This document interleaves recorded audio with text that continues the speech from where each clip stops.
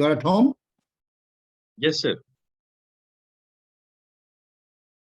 So, we can start in 5 minutes. Yes, sir. We can start.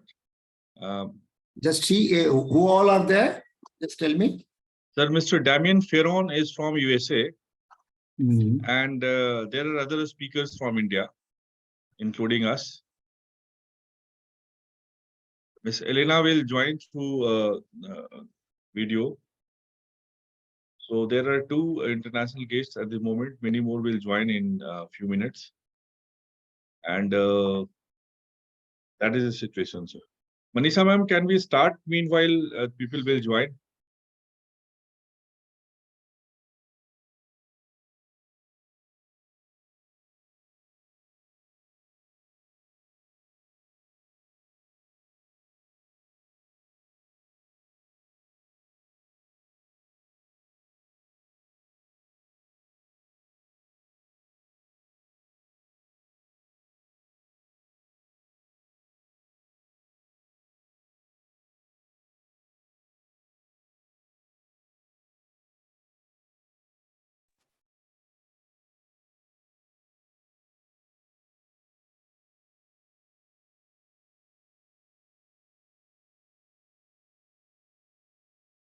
There will be recording here, right, Vinod? Yes, sir. Yes, sir. If some people miss it and if they want it, at the break time, you can say that they can watch it. Suppose. Sure, Suppose sir. some people join late and want to hear what went in the opening deliberations. Yes, They can we have can do access, that. but I don't think that would be necessary. How many people have joined, if I ask? That's around 15, sir. Oh, that's good number to begin with at 9:30 Mhm. in the morning. And 10 o'clock in the US night. Oh my God, Reyes. That's more difficult, for academics, of course, who keep the whole night on. 10 o'clock is just early. It's okay.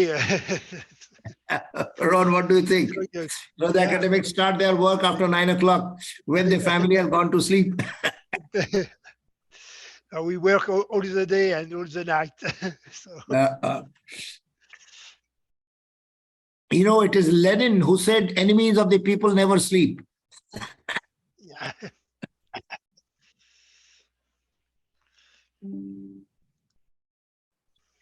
Okay.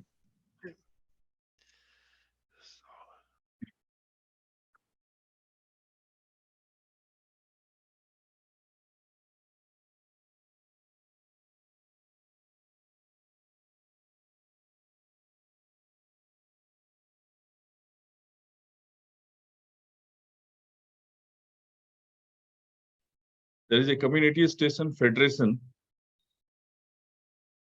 So Dr. DP Singh has also joined. Okay. Community radio. Great. And any major organization that you expect to join in a couple of minutes, and we can wait for 2 minutes and then start. Yes, sir. Sir.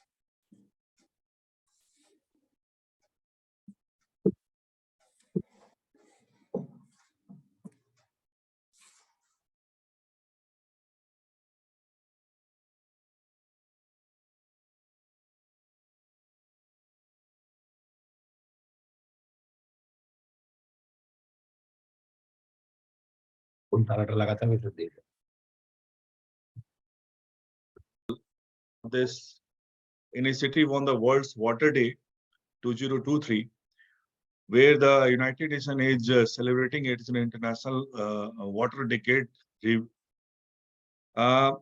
Water is important for us, we all know.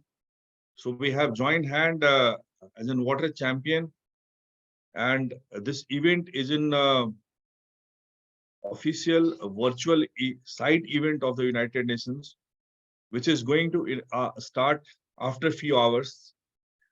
We are here in India on 22nd, but USA time it will start. So again, I welcome you. I welcome our inaugural speech and address giver and the chief guest of this meeting, Dr. Amitav Kundu. He needs no introduction, but there are few foreign friends, and so I would like to introduce him. He has been the dean of the famous Jawaharlal University, where he has taught too many people on regional development, especially how the man and nature interaction grows. He has also been the chairman of various Government of India committee. The primary one is the Swachhta Bharat Abhiyan, the signature meeting of the Prime Minister. He has chairman of the research committee over there. He has also chaired various committees in his life. The famous is the Kundu Committee report, which often we listen into the Parliament and other forums. He is a senior fellow at World Resource Institute, Research Information System, and many of the places. The list goes on and on. We are so delighted and happy to get Dr. Amitav Kundu to initiate the blessings. Dr. Amitav Kundu, sir, over to you. Thank you, Vinod, for this kind works of introduction. Naveen, good evening. Vinod and all the participants, good morning. I'm delighted to be a part of this official side event to celebrate World Water Day. Now, celebration includes, to my mind, three things. One is creating awareness about the value of water among the common people and the leaders of industries and business. Second, having programs, just a second. My power signal has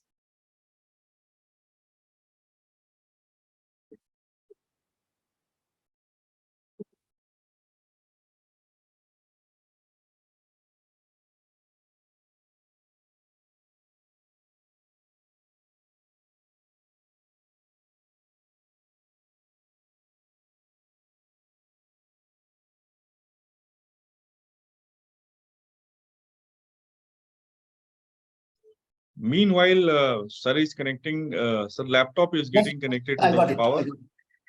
I just forgot to put on the plug. My apologies, my sincere apologies. Early in the morning, No, sir, it happens. But No problem. as I was saying, that the first is the creation of awareness among the people in the society and the economy. Second is, having some prioritization of the strategies for efficient utilization of water that is available at the regional level, at the country level, at the local level, in agriculture, which includes crop diversification and more efficient utilization of water, shifting of the crops, which are water intensive, to the areas where water is available. Similarly, having efficient utilization of water in industries, going for technological upgradation, and even in the household sector, which is a major consumer of water, have technological innovation. And the third thing is to create awareness among the national and international organizations to ensure that overall supply of water and distribution of water, because equity question is extremely important, are ensured, which implies having international treaties for the water bodies which are passing across the countries, having an efficient system of conflict resolution and transparency in the treaties which are being operationalized for water sharing across the countries. These being the three extremely important areas of concern, I'm very happy that the Indian official side has really chosen to focus on all the three issues in the 4 hours of discussion. And I'm very privileged that we are all having some international perspective also, but we have several people from the grassroots level who would be in a position to bring their experiences. Damien, if you don't mind, I will speak a bit in Hindi, because as I mentioned, there are people working at the grassroots level. You know, this year we were told when the monsoon was going to be over, that 28% of the districts will have deficits in water. 28% जिलों में पानी की कमी होगी। ये सितंबर तक पिछले monsoon के समाप्त होने के पहले ये प्रेडिक्शन था। लेकिन जो जैसे लास्ट ओवर T20 में होता है, अच्छी बरसात हुई और इसकी वजह से हम देखते हैं कि हमारी पानी, बरसात की पानी जो है सरप्लस हुआ, कम से कम 8% अधिक हुआ नॉर्मल की तुलना में। लेकिन उसके बावजूद भी हम देखते हैं कि बहुत सारे जिले हैं जो सूखाग्रस्त रहेंगे, क्योंकि बरसात की जो डिस्ट्रीब्यूशन है वो इवन नहीं रहा। Basically what I am saying is that we were supposed to be ending with the water deficit, but because of the last months, 2 months in the monsoon session, good rain, we had surplus. But which really means that Indian agriculture is still very much dependent on monsoon. Monsoon के ऊपर हमारी कृषि अभी तक आधारित है। कभी पानी कम हो जाता है, कभी पानी ज्यादा हो जाता है कुछ क्षेत्रों में। तो हमें ये देखना है ये पानी जो है हमारे सर के ऊपर से न निकल जाए, इसीलिए हमें सही कदम उठाने पड़ेंगे। जैसे मैंने बताया और मेरी चर्चा हुई ऑर्गेनाइजर से, डॉक्टर विनोद आनंद से, 3 बातों पर आज हम चर्चा करेंगे। There are 3 issues. One is the cross-border water flows and how the disputes can be resolved. क्या मैकेनिज्म है, क्या इंटरनेशनल इंस्टीट्यूशन है, कितनी ट्रांसपेरेंसी है और कहां तक हम सक्सेसफुल हो पाए हैं इसको रिजॉल्व करने में। दूसरा ये है कृषि में, उद्योग में और रेसिडेंट हाउसहोल्ड में जो पानी का इस्तेमाल होता है उसमें हम कहां तक एफिशिएंसी को ला पाए हैं, कहां तक हम तकनीकी सुधार कर पाए, technological upgradation in the utilization of water in agriculture, in other sectors, and also at the household level. तीसरा कंसर्न है अर्बनाइजेशन का, क्योंकि बहुत तेजी से शहरीकरण हो रहा है और शहर के लोग समझते हैं कि कानूनन हमारे फ्रेश वाटर पर अधिकार है, प्रायोरिटी है। उसकी वजह से हम, और ये सही भी है, लीगल सिस्टम जो है ये फ्रेश वाटर, ड्रिंकिंग वाटर को ज्यादा प्रायोरिटी देती है। इसकी वजह से काफी इनएफिशिएंट यूज ऑफ वाटर होता है और प्राइसिंग भी सही नहीं है। हम चूंकि पानी का पर पॉलिटिक्स होता है, पानी पर जो हम कॉस्ट रिकवरी नहीं कर पाते, इसलिए मिडिल क्लास और अपर क्लास जो है वो पानी का गलत इस्तेमाल करते हैं, नॉन इनएफिशिएंट यूज करते हैं और रिसाइकलिंग भी नहीं कर पाते। ये तीनों बहुत बहुत महत्वपूर्ण मुद्दे हैं जिस पर मुझे उम्मीद है आज की चर्चा की जाएगी। इस साल हमने ये देखा है कि पानी जो है रीजनली जो इनएफिशिएंट है उसकी वजह से जो हमारा यूटिलाइजेशन जो है वो पैटर्न सही नहीं हो पाता। अगर हमारे जो विशेषज्ञों का कहना है अंतर्राष्ट्रीय स्तर पर, राष्ट्रीय स्तर पर, कि कुल पानी जो हमारे देश में अवेलेबल है और बहुत सारे जो विकासशील देश हैं उनको जो पानी चाहिए, टोटल सप्लाई में कमी नहीं है, उसका डिस्ट्रीब्यूशन और इक्विटी लाना ये बहुत जरूरी है। महात्मा गांधी ने कहा था कि there is enough for everyone's need but there is not enough for everyone's greed. अगर कुछ लोग अपने कैपिटल इंटेंसिव टेक्नोलॉजी से गहरी एक्वाफर में जाके पानी निकाल लेते हैं, आसपास के फार्मर्स को, छोटे किसानों को नहीं मिल पाता। ये निश्चित रूप से एक समस्या है और इसकी वजह से because of the big farmers, landlords and tapping the water down in the aquifer, they create shortages in water in the neighboring areas for the farmers, and that is a major issue. I remember Coleridge's the rhyme of the ancient mariner, who says, water, water everywhere, not a drop to drink. पानी तो available है, लेकिन पीने लायक नहीं है. मुझे लगता है विकासशील देशों में यही समस्या है. Water is available, but it is not available when it is required, where it is required, and of the quality. And that is the problem of management. I personally believe that beside the issue of total supply, which can be certainly augmented, what is important is that we have equity in the distribution of water. And that is one of the major concerns, that, the equity which is being flagged in the G20 meetings. And I'm sure in this deliberation also, we will bring that in. मैं दो बातें और कहना चाहूंगा before, because I think my time is limited to speak here, and there are many other participants who should come in. एक समय कहा जाता था कि तीसरी विश्व युद्ध जो है वो पानी पर लड़ी जाएगी. The third world war will be fought on water.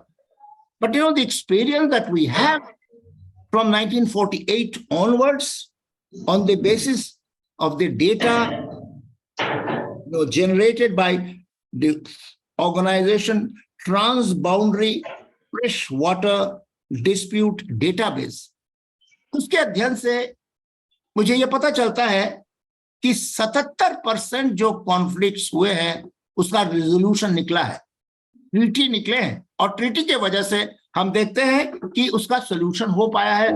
18-19% cases ऐसे हैं जिसमें सोल्यूशन नहीं निकल पाया है. इसका मतलब यह है कि ट्रांस बॉर्डर वाटर का हल निकल सकता है, प्रोवाइडेड हमारी थोड़ी सी ट्रांसपेरेंसी हो प्रोसेस में. और हमें यह भी चाहिए ट्रांसपेरेंसी के साथ में कि क्लियर कट सेटलमेंट हो, कोई गुंजाइश न हो उसमें डिस्प्यूट लाने की. लेकिन अगर डिस्प्यूट आता है तो उस ट्रीटी में यह प्रोविजन होना चाहिए कि उस डिस्प्यूट का सेटलमेंट उसी फ्रेमवर्क में हो जाए. और यही वजह है, मैं एक स्पेसिफिक केस को रेफर करना चाहूंगा. वो ये है कि इंडो पाकिस्तान के बीच में टेंशन तो रहते हैं पॉलिटिकल वजह से भी, लेकिन कश्मीर में जो दो रिवर पे जो प्लांट्स बने हैं जो for hydro power, they were functioning smoothly, but 62 years old. लेकिन उसमें कुछ परिवर्तन लाना चाहते थे, चेंजेस लाना चाहते थे. उसकी वजह से हमने देखा ये ट्रांस बॉर्डर जो डिस्प्यूट है उसको कोर्ट में लेके गए, हेग में लेके गए हैं. लेकिन मुझे लगता है कि प्रोविजन अंदर ही होना चाहिए. मैं किसी को दोष नहीं देना चाहता. मैं ये समझता हूं कि the dispute should have been settled within the framework of the treaty, and that is what has not happened. There are parallel processes, and that is because of the vagueness, non-transparency. तो मुझे लगता है कि treaties को transparent बनाना चाहिए. उसके लिए हमें डेटाबेस को मजबूत करना पड़ेगा, because generally it is being believed that most of the disputes can be settled within the framework that we have at the national and international level. जो international जो पानी का जो डिस्प्यूट्स हैं उसमें ज्यादातर केसेस ऐसे हैं जो लैक ऑफ सिस्टमेटिक इंफॉर्मेशन की वजह से ये हो रहा है. मुझे लगता है नेपाल के साथ में बहुत पॉसिबिलिटीज हैं. हम नेपाल के साथ में अगर ट्रांस वाटर को हम ठीक से सॉल्व कर पाते हैं, बहुत सारे नदियां आती हैं, तो नेपाल को काफी बेनिफिट रहेगा इरिगेशन में, उनको फ्लड कंट्रोल में मदद मिलेगी और उनको हाइड्रो पावर में मदद मिल सकता है. तो इंडिया को भी उसमें म्यूचुअल बेनिफिट्स हो सकते हैं. मैं समझता हूं ये सब लोग मानते हैं कि वाटर जो है ये नॉन जीरो सम गेम है. नॉन जीरो सम गेम का मतलब यह है कि अगर दो पार्टियां हैं, अगर ए को बेनिफिट होता है तो जरूरी नहीं है कि बी को नुकसान हो. ए और बी दोनों अगर कोऑपरेशन में के तरह काम करेंगे तो निश्चित रूप से दोनों को फायदा हो सकता है। तो यही मैं कहना चाहूंगा कि इस हम चर्चा में, in this discussion, I would certainly believe that the focus should be on resolving the international disputes within a transparent framework. Given the institutions, they have the capability of resolving these issues, and that should be certainly explored. And the other issue is about efficient utilization of water. The G20 will address these issues because India has a presidency, but India has taken certain steps and that are being operationalized. And I would think that बाकी जो developing countries हैं वो भी इनको follow करेंगे। और तीसरी जो है, शहरों में जो पानी का सही इस्तेमाल नहीं हो पाता, प्राइसिंग होना जरूरी है। जो अफोर्ड कर सकते हैं उनसे हम ये सबसे हाई सब्सिडी न दें और प्राइसिंग पॉलिसी ऐसे हो कि first recovery from the middle class which is a misnomer for the top 10%, उनसे कॉस्ट रिकवरी पूरी तरह से हो। और जो वाकई जो पॉवर्टी लाइन के नीचे है उनको सही मात्रा में पानी का उपलब्धि हो। और अर्बन लिविंग में जो वेस्टेज है और जो नॉन रिसाइकलिंग जो नहीं हो रहा है उस पर बहुत ध्यान दिया जाए। मैंने सोचा कि मुख्य मुद्दे ये हैं जिसको मैं फ्लैग कर दूं, and I am quite sure that in the deliberation that we will have in the coming 3 hours we will be in a position to address these issues. Thank you very much, Vinod. I think I would have taken a little more time than you have suggested. Thank you for your patience. Thank you so much, sir, for setting the tone of this meeting and giving and blessing us on this important day. I understand that you were supposed to go to the other university for a very big lecture, but you stayed with us and initiated the meeting. Thank you very much. My I will request at a later stage if I can join. We are here till 12:30. That will be perfectly fine. I look forward Thank to you that. very much, sir. Now, we are joined here by Dilip Bhai Sanghani, and I request him to before giving his remarks, I may introduce him. I request Manisha Paliwal madam to be there also. Dr. Manisha Paliwal, who is a famous professor for cooperative management, currently looking after the research in SBUP, that Balaji University, with whom we have partnered. Dr. Dilip Bhai Sanghani is not only a cooperator, but he has been an adjunct administrator. He has led more than 12 ministries, various government places. We all welcome you, sir, on this World's Water Day, and we are so delightful that you are here with us. Sir is currently chairing the world's largest cooperative organization, that is Indian Farmers Fertilizer Cooperative. And when you have joined, even the air of IFCO has changed. So too much of change is there. Sir is also leading the country largest cooperative network, that is National Cooperative Union of India. He is chairman of that organization too. He is also leading the pack of for national cooperative policy and also for other agricultural reforms in the country. A true patriot, a true grassroots person who has raised the leaders. Sir, in this meeting on this World's Water Day of United Nations, we are joined here by Mr. Damien Freon from USA and other dignitaries. So that is the background of this meeting. We are also here joined by the Federation of Community Radio Station, Dr. DP Singh. He is our CNRI member, and Niti Sharma. I'm sorry, we have posted in the poster also, so we need to change that. Niti Sharma is a working president of Delhi chapter of CNRI. Our great stalwart Sri Raghupati Singh, he is executive chairman of the CNRI and a great socialist leader, worked hand in hand with Jayaprakash Narayanji, and so many other people which Manisha ma'am will introduce in coming time. So I request on behalf of the House, on behalf of everyone, that we will listen to Dr. Dilip Bhai Sanghani, his address. Then we will request Mr. Damien Ferron to take the floor.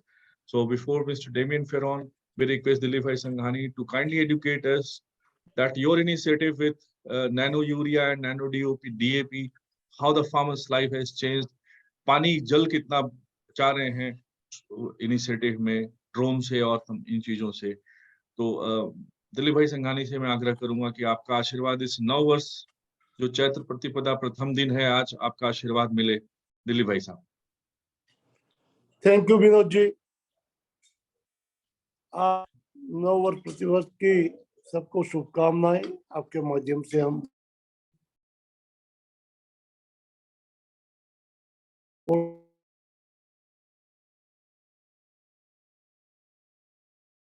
के लिए चर्चा होती है, इसी नहीं काफी सालों से का समाधान चर्चा हो रही है।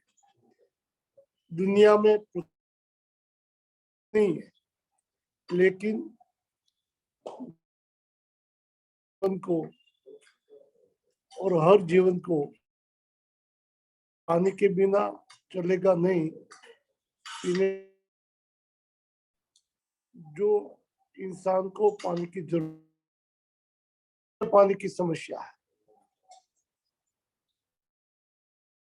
पूर्वजों ने जहाँ भी गांव या वहाँ के समुद्र होगा, तालाब, नदी होगी, इन जगह पे शुरू बस रही थी। आज दुनिया में जिस तरह से पानी की समस्या भी इनके साथ बढ़ रही है, या जरूरत उपयोग करके उनको पानी बचाने का कई तरीका एग्रीकल्चर सेक्टर में उपयोग जिस तरह से हो रहा है, इनसे ज्यादा खेतों में चाहे फर्टिलाइजर का, चाहे बोईने के बाद। तो मैं एक ही ध्यान आकर्षित करना चाहूंगा, हो डीएपी हो, उनका उपयोग काफी हो रहा। जो वर्ल्ड कोऑपरेटिव में सबसे बेस्ट है, उन्होंने नैनो यूरिया में पहला संशोधन किया है। पूरा 45 kg का था, ओनली 500 मिलीलीटर में उनका उपयोग हम करते हैं। ही उपयोग होता है जितना होता था। इनसे पानी का बचाव होता है, क्योंकि एक बोरा डालने जितना पानी इनमें जरूरत बाद में रहती, 10% भी पानी का उपयोग करके इतनी जगह हम ले सकते हैं। एक दिशा में इनको काम कर रहा है। भी ड्रिप इरिगेशन से तो एग्रीकल्चर में भी कितना ही हम धान उत्पादन कर भी काम करने की जरूरत है। कोऑपरेटिव और एग्रीकल्चर का ज्ञान हमें आज आपके नेटवर्क में कुछ प्रॉब्लम है, बैंडविड्थ काफी कम है। जी यहाँ दिक्कत है हम जहाँ जी है जी धन्यवाद थैंक यू जी जी बहुत बहुत धन्यवाद sir. You have blessed us for this meeting. Our meeting will go well, and we will come back with important findings and the brief of this meeting. We have also joined in with Uma Shankar Pandeji. I request him to please put on mute. He is a Padam Shri awarded farmer known as Jal Yodhya, water warrior. Water warrior Uma Shankar Pandey ji, you are welcome. आपका स्वागत है इस आज world water day में। We will go to the Mr. Damian Ferron from United States of America, from the World Corrosive Organization, to kindly open your mic and present your point of view on the topic which we have decided for this World Water Day and approved by the United Nations for the side event of the United Nations. Mr. Damian Ferron, floor is all yours. Kindly give a brief introduction also so that the whole house will know you. Okay, so thank you very much. I will try to share my screen. If I will succeed. I request our admin friend to kindly share, give the share right to Mr. Damian Ferron. Yes, I would like, if possible, to share. Mr. Raimon, can you please give him the share rights?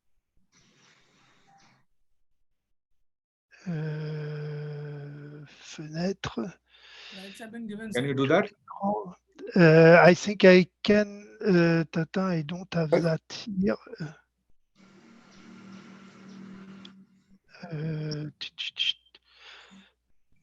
So if I, yes, I think it will work like that. Do you see my screen? Yes, I can see that. So except that it is the end, so I will go to the beginning.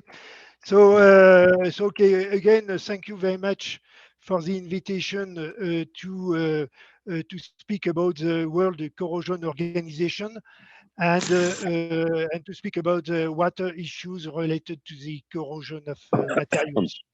I am in US. I am in Denver, as you said, but I am French. I work in Paris at the University Paris-Saclay. And I have been president of the WCO, of the World Corrosion Organization. So first of all, I would like to give you a few words about this World Corrosion Organization, and then we will go to the subject of this webinar regarding water resources. And I would like to show you how corrosion may degrade water resources, and on the other hand, how corrosion protection, if we take care of the materials, this may lead also to the preservation of the water resources. And then I will end with few remarks. So of course, few words about the WCO, the World Corrosion Organization. So WCO is a non-profit charitable organization which is based in New York, and it is a non-governmental organization, NGO, recognized by the United Nations. So we have members from around the world, and these members fall into two categories. We have general members, which are national not-for-profit organization, and we have affiliate members, which are governmental organization, industrial enterprises, and other profit-oriented organizations. The mission of WCO is to promote education and best practices in corrosion control for the benefits of everyone in the world, for the socio-economic benefits of the societies, for the preservation of resources and the protection of the environment. The objectives, mainly there are three objectives. The first one is to communicate how the United Nations Sustainable Development Goals can be advanced through best practice in corrosion protection. The second objective is to enhance public awareness of the importance of corrosion control, and this is done via the annual Corrosion Awareness Day. If you don't know, this Corrosion Awareness Day is April 24th each year, and we have also some other by-side activities. Third objective is to facilitate influencing of policy makers with respect to consideration of sustainable use of materials in a circular economy. To be more precise, I give you there the main activities that we will have in this year in 2023. So we continue, one of the activities is to continue to establish global consensus on corrosion awareness priorities and to continue what we call the white paper activity. So this activity started in some years ago in 2019, and this led in 2022 in collaboration with the China and with Europe, with the European Federation of Corrosion and with the Society of Chinese Corrosionists. This led to, after a lot of discussion, to the publication of a white paper on the corrosion challenges toward a sustainable society. It has been done at this publication at the beginning of 2022. And we are continuing the work by a series of online workshops, which will be held this year to identify and prioritize corrosion awareness topics regarding sustainable society, and drafting a white paper on the first agreed priority will then commence in collaboration with the participants from our member societies. The second main activities this year is to strengthen relationship with United Nations and other global organizations. We, as each year, we make promotional activities, and it is mainly for the Corrosion Awareness Day. But so there we recall that it's the 24th of April, and it's a significant achievement of the WCO to date. We have another promotional activity, which is the Corrosion Awareness Honor, which has been launched 2 years ago in collaboration again with the European Federation of Corrosion and with the Chinese Society of Corrosion Protection. And we organize this year, it will be at the end of 2023, a virtual global summit on corrosion awareness. The point 4 is more activities of internal to WCO, is to invite application to join or rejoin WCO. We have, due to the COVID crisis, some members leave WCO, and so we hope that they will be in capacity to rejoin WCO. And we will make a complete WCO brand refresh and launch a dedicated social media presence. So this is what we are. A few words about the structure. We have a General Assembly. I am here in Denver because we had yesterday the Board of Administrators. We have a Board of Directors, and you see President, immediate President. What may be important is that we have a Director in New York for United Nations Relations, George S., and we have a young United Nations representative with the Lehigh University, so not far from New York. We have offices in New York, in Frankfurt, and so New York, US, Frankfurt in Europe, and Shenyang in China. So just so this was to show what is corrosion WCO. A few words about we are looking at corrosion, but it's important to know what we are speaking about. So corrosion for WCO is defined by the industry mainly, and there is an ISO standard. The number is here, which give definition of the word corrosion. And so we try to follow this definition. I will read it just to have things in mind. So it is defined as a physico-chemical interaction between a metal and its environment that results in changes in the properties of the metal and which may lead to significant impairment of the function of the metal, the environment, and the technical system of which this form a part. What is important there is that corrosion is an interaction between a metal and its environment, and this interaction may change quite a lot if you have evolution of the environment or of the metal. And in fact, the annual direct cost of corrosion is very huge. It has been estimated some 10 years ago between 1 to 5% of the gross domestic product following the country. I did not have the data for India, but at that time it was estimated to 2.7% in US, 1% in Japan, around 4% in Europe and in China. And so I feel that probably in India it's around 4% too. And we know that the application of existing corrosion control technologies and of the existing knowledge may save at least 30% of this cost of corrosion. So this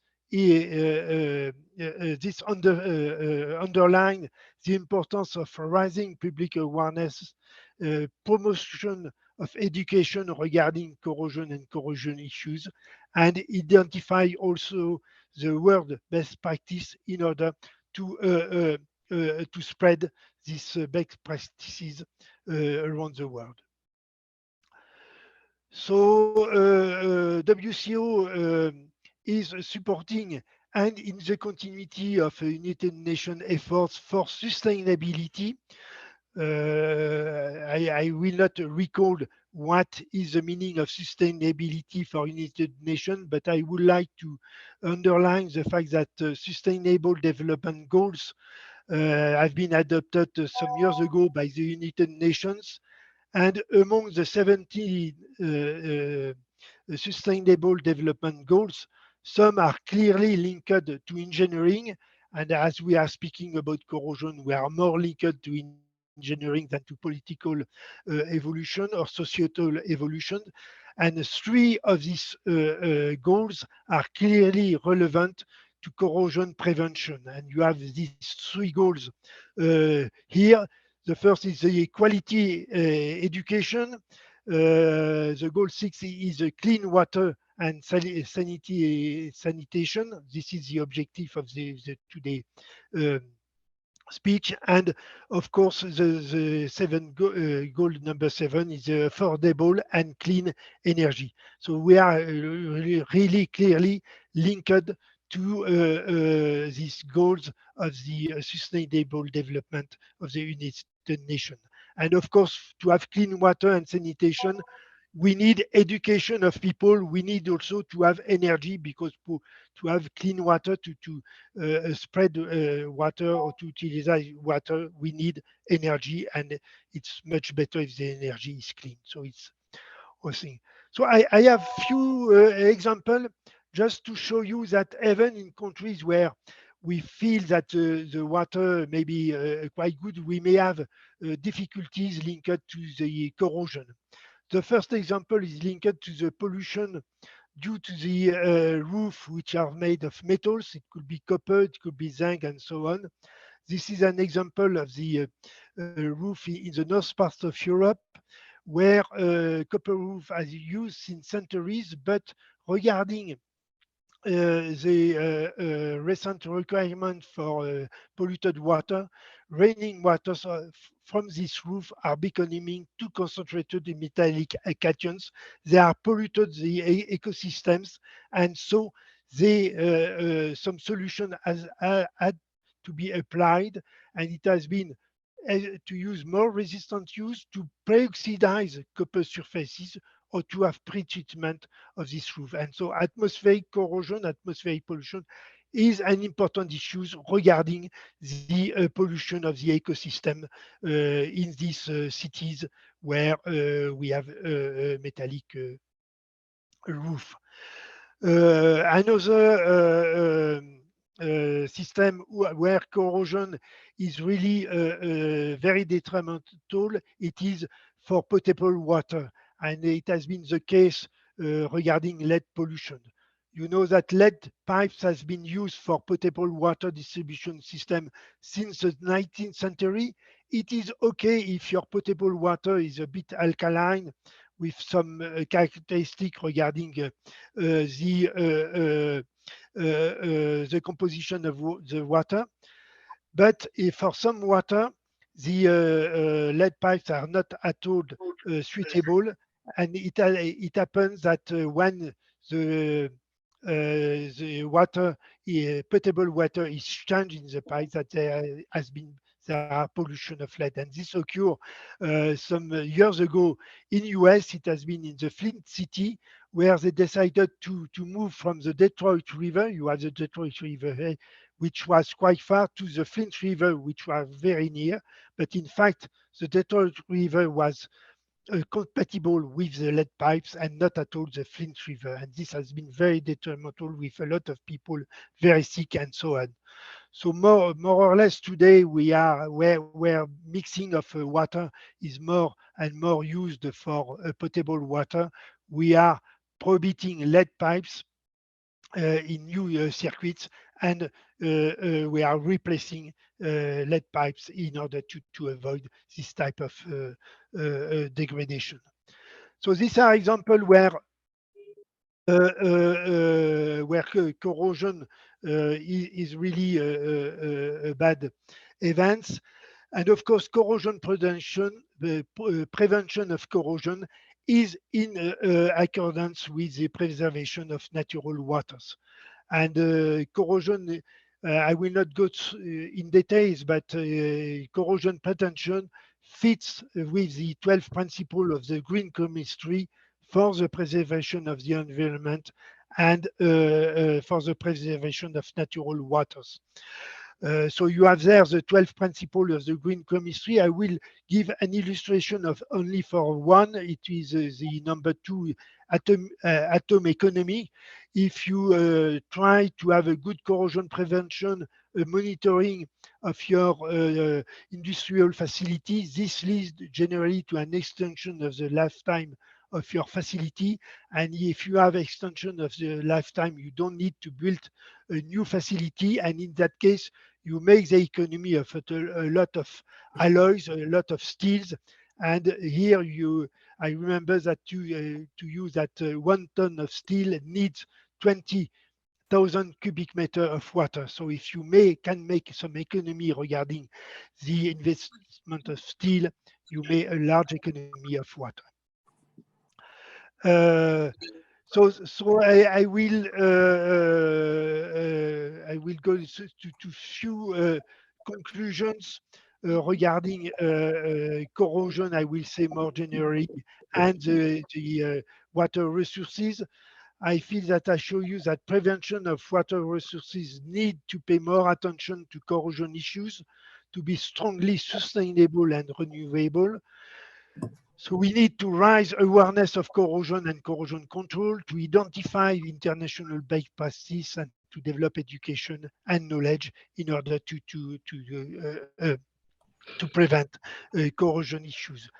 And somewhere like hazards such as earthquakes and severe weather disturbances, corrosion can cause dangerous and expensive damage to a lot of things. For future generation, obtaining a thorough understanding of corrosion and prevention of corrosion is vital. Approaches such as new augmentation of virtual reality and artificial intelligence are crucial for this development and for the future generation.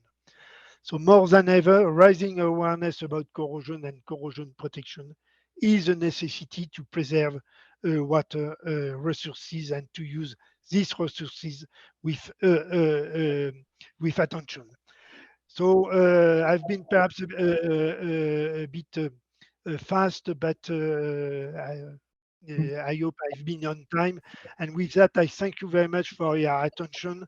And I just recall you that the Corrosion Awareness Day is the 24th of April. And thank you for this webinar for the World Day. Thank you. Thank you so much, Mr. Damien, for this wonderful remark from the World Corrosive Organization. You are a partner of this whole exercise, what we are trying to do since almost a month back. Yeah, so I stopped to share my screen. Yes, thank you very much for this remark. We welcome you and we thank you on behalf of the House. Now, I request Dr. Manisha Paliwal ma'am to please take over the floor. Thank you, Binodji. Good morning to everyone. A very happy New Year as per our Hindu festival. So moving on, we are very pleased to have Padma Shri Uma Shankar Pandey sir with us. So as we all know that we are celebrating UN 2023 Water Conference on a specific theme of sustainable utilization and equal access to clean water through research and advocacy. So in this forum, we have with us Padma Shri Uma Shankar sir. Sir has been bestowed with Padma Award and famous Jal Yodha of the country. In Bundelkhand, sir has worked with masses and rejuvenated many rivers and ponds. I'm very sure with sir's presence and his guidance, you know, this important theme on water conference will be very insightful. So without wasting time, I would request Uma Shankar Pandey sir to kindly share his experience.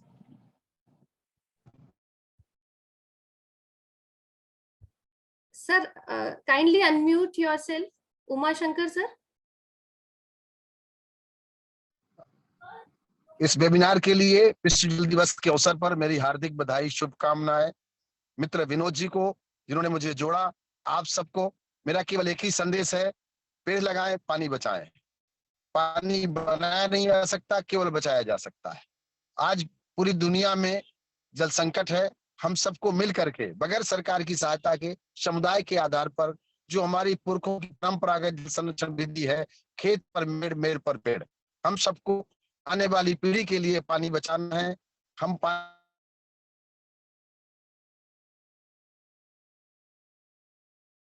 Uma Shankar ji, थोड़ा network की problem है आपके तरफ से। अगर आप अपना video बंद कर ले तो ऑडियो साफ आएगी। Video, I think he is traveling. विश्व जल दिवस के अवसर पर आपने जो वेबिनार आयोजित किया है उसके लिए बहुत बहुत धन्यवाद।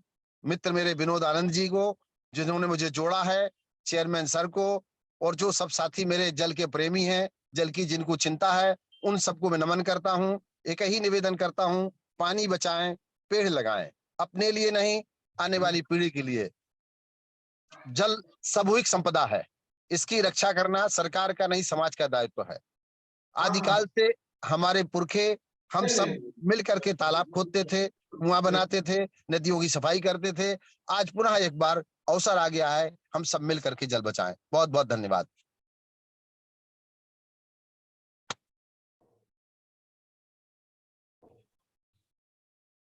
धन्यवाद उमा शंकर जी। थैंक यू जी। जी आपने समय निकाला। थोड़ा आप यात्रा के बारे में आपने किस प्रकार से यहाँ तक आप पहुंचे उस बारे में बताते तो बड़ा अच्छा रहता।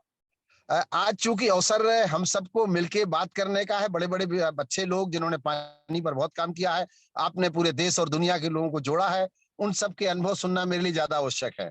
आप सबका अनुभव, मेरा तो छोटा सा अनुभव है, बगैर सरकार की सहायता के समुदाय के आधार पर खेतों में मेड़ बनाना, मेड़ पर पेड़ लगाना, और मेरी जो विधि है उसमें कोई तकनीक नहीं लगती, कोई ज्ञान नहीं लगता, पुरखों का ज्ञान है, उसी को जागृत करके वर्षा की बूंदें जहां गिरे वहीं रोकने की कोशिश कर रहा हूं,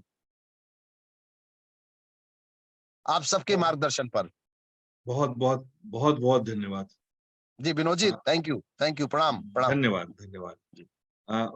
We can request Raghupati Singh ji to please speak. Please, Manisha ma'am, kindly invite Raghupati Singh ji. Yes, yes. Am I audible? Yes, very much. Yes, yes. So we have Raghupati sir with us.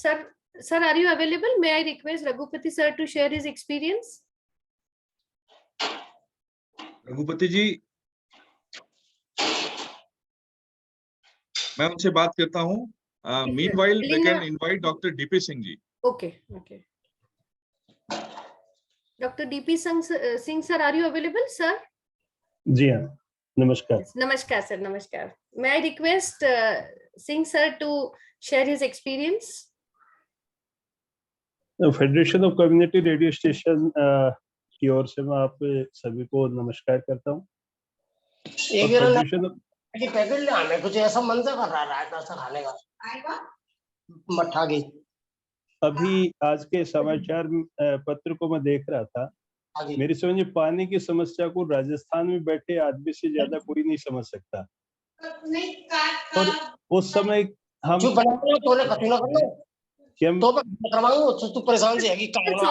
Sorry to interrupt. May I request all other participants to kindly mute? मट्ठाई packet ही गई है. Sorry for the interruption. तो मतलब ऐसे लगा होगा 300 लगा होगा कुंभ का जो बनाना नहीं पा. आप अपने आप को अगर म्यूटेट कर ले तो बात ज्यादा ठीक से हो पाएगी. ये भी दूसरे डीपी सिंह जी हैं.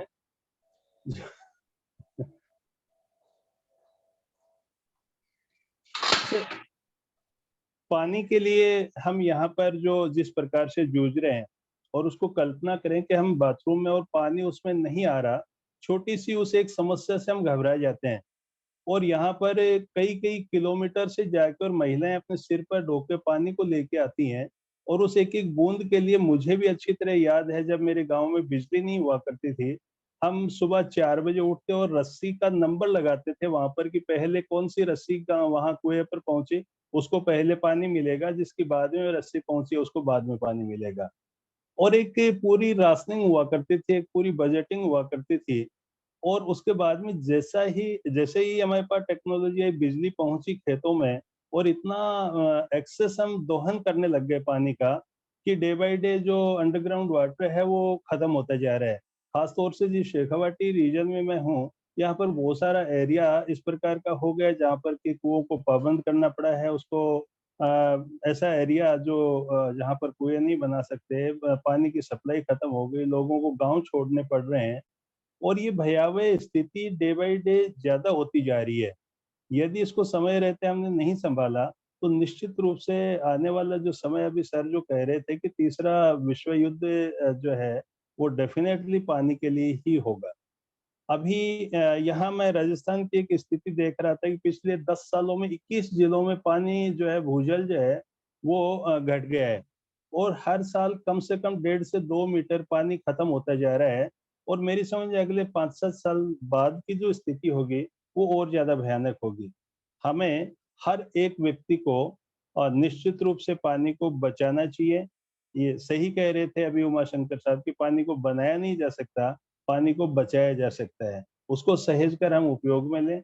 और वो एक प्रकृति के द्वारा दी गई ऐसी अनमोल हमारे लिए एक धरोहर है, जिसको जितना सहेज कर हम आगे वाली पीढ़ी के लिए भी ट्रांसफर करने के लिए रखेंगे तो निश्चित रूप से हम अच्छा काम करेंगे.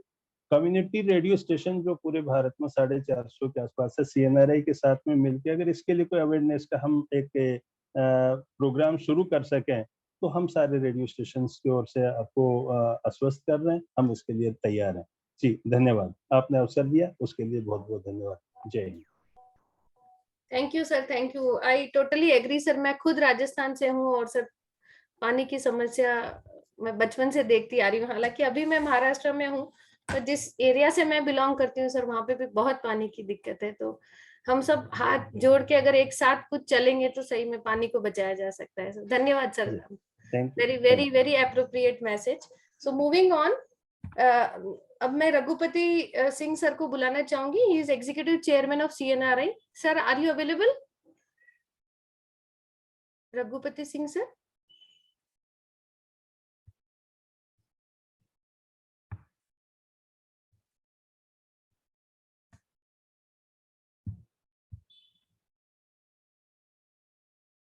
Otherwise, meanwhile, we can play the video message which we got. Binod ji?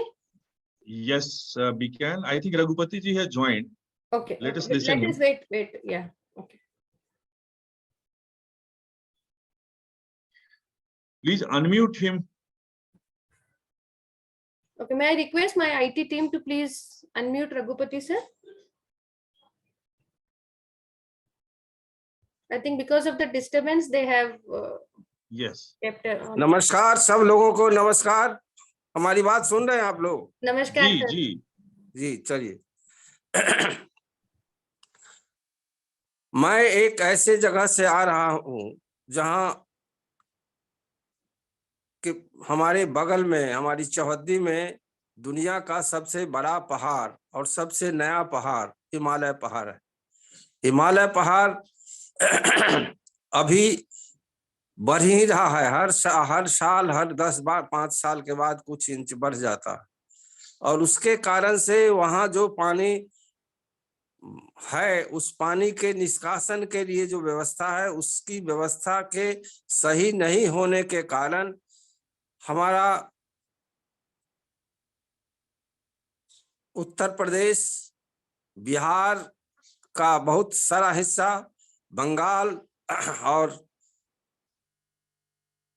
Assam, हम सारे लोग 6 महीना तक डूबे रहते हैं पानी में ही डूबे रहते हैं और हमारा कोई उपाय नहीं हो रहा। हम लोग, हमारी सरकारों ने पहले कोशिश किया था कि हम डैम बनाए थे, कई डैम बनाए थे, लेकिन वो सब डैम बेकार चला गया।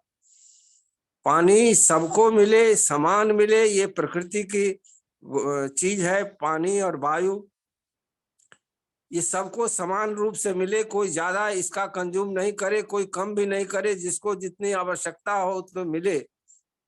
और जो व्यवस्था पानी का, जल की व्यवस्था जो है उसको सही किया जाए। जल की व्यवस्था सही नहीं है। मैं आपको बताना चाहता हूँ बिहार के बारे में, उत्तर बिहार के बारे में, कि हमारे यहाँ लगभग 24 जिले, बिहार के 24 जिले बाढ़ से प्रभावित रहते हैं हर साल।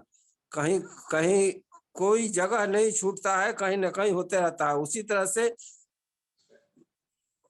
उत्तर प्रदेश का भी 8-10 जिला है जो प्रभावित रहता है, और बंगाल पूरा आधा हिस्सा प्रभावित रहता है, और महानंदा से आसाम भी प्रभावित रहता है।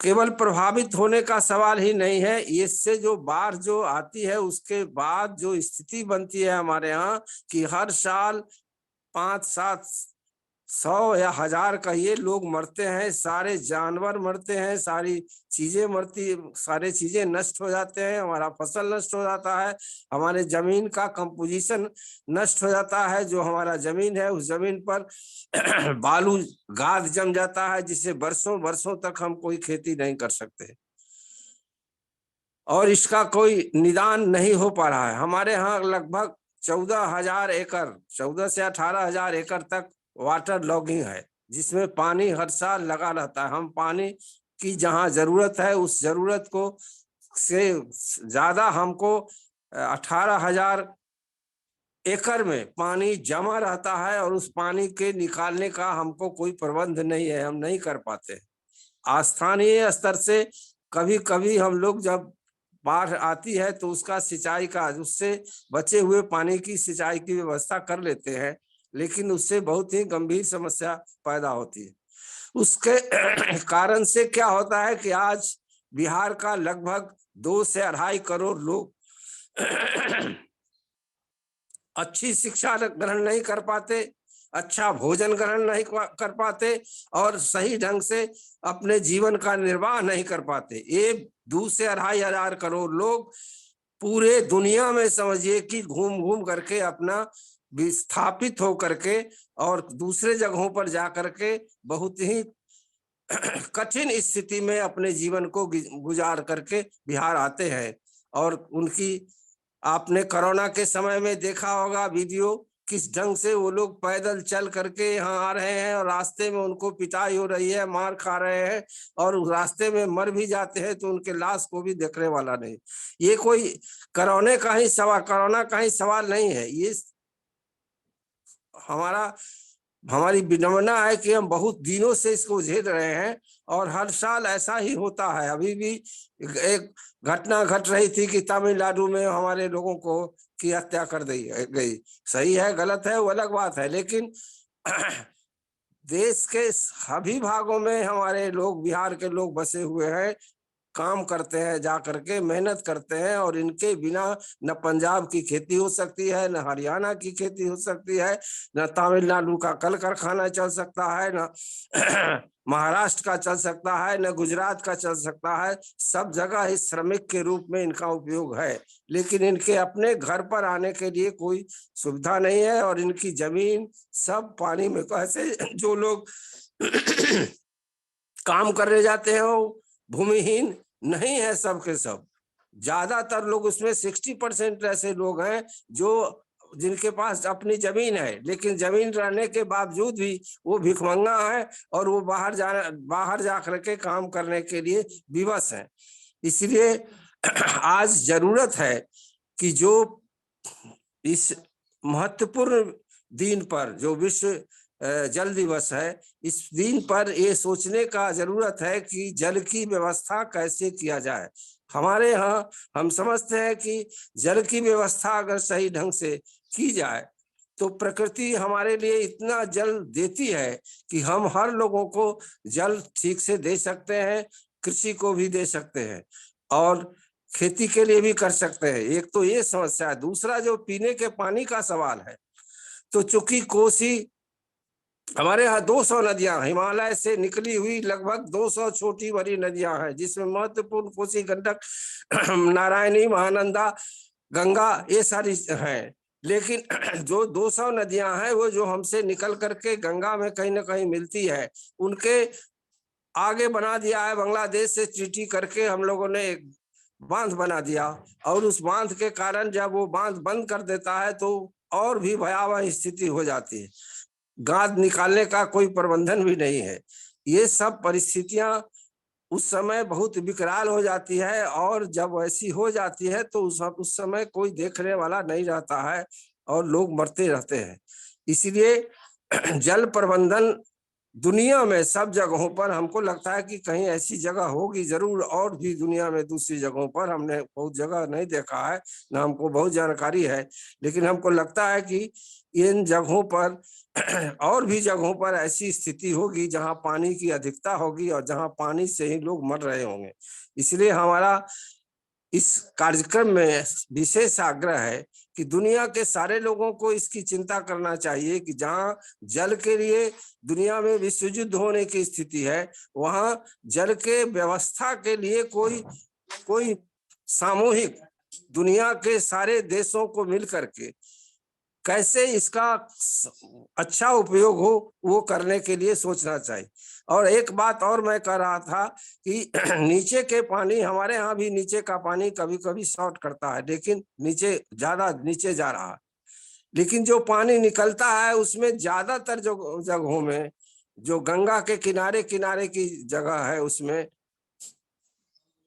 आर्सेनिक, कहीं लोहा, कहीं और कोई चीज पाया जाता है जिस पानी में, उस पानी को पीने से बड़े पैमाने पर कैंसर हो रहा, ऐसा लोग कहते हैं, ऐसा साइंटिफिक विज्ञान भी कह रहा।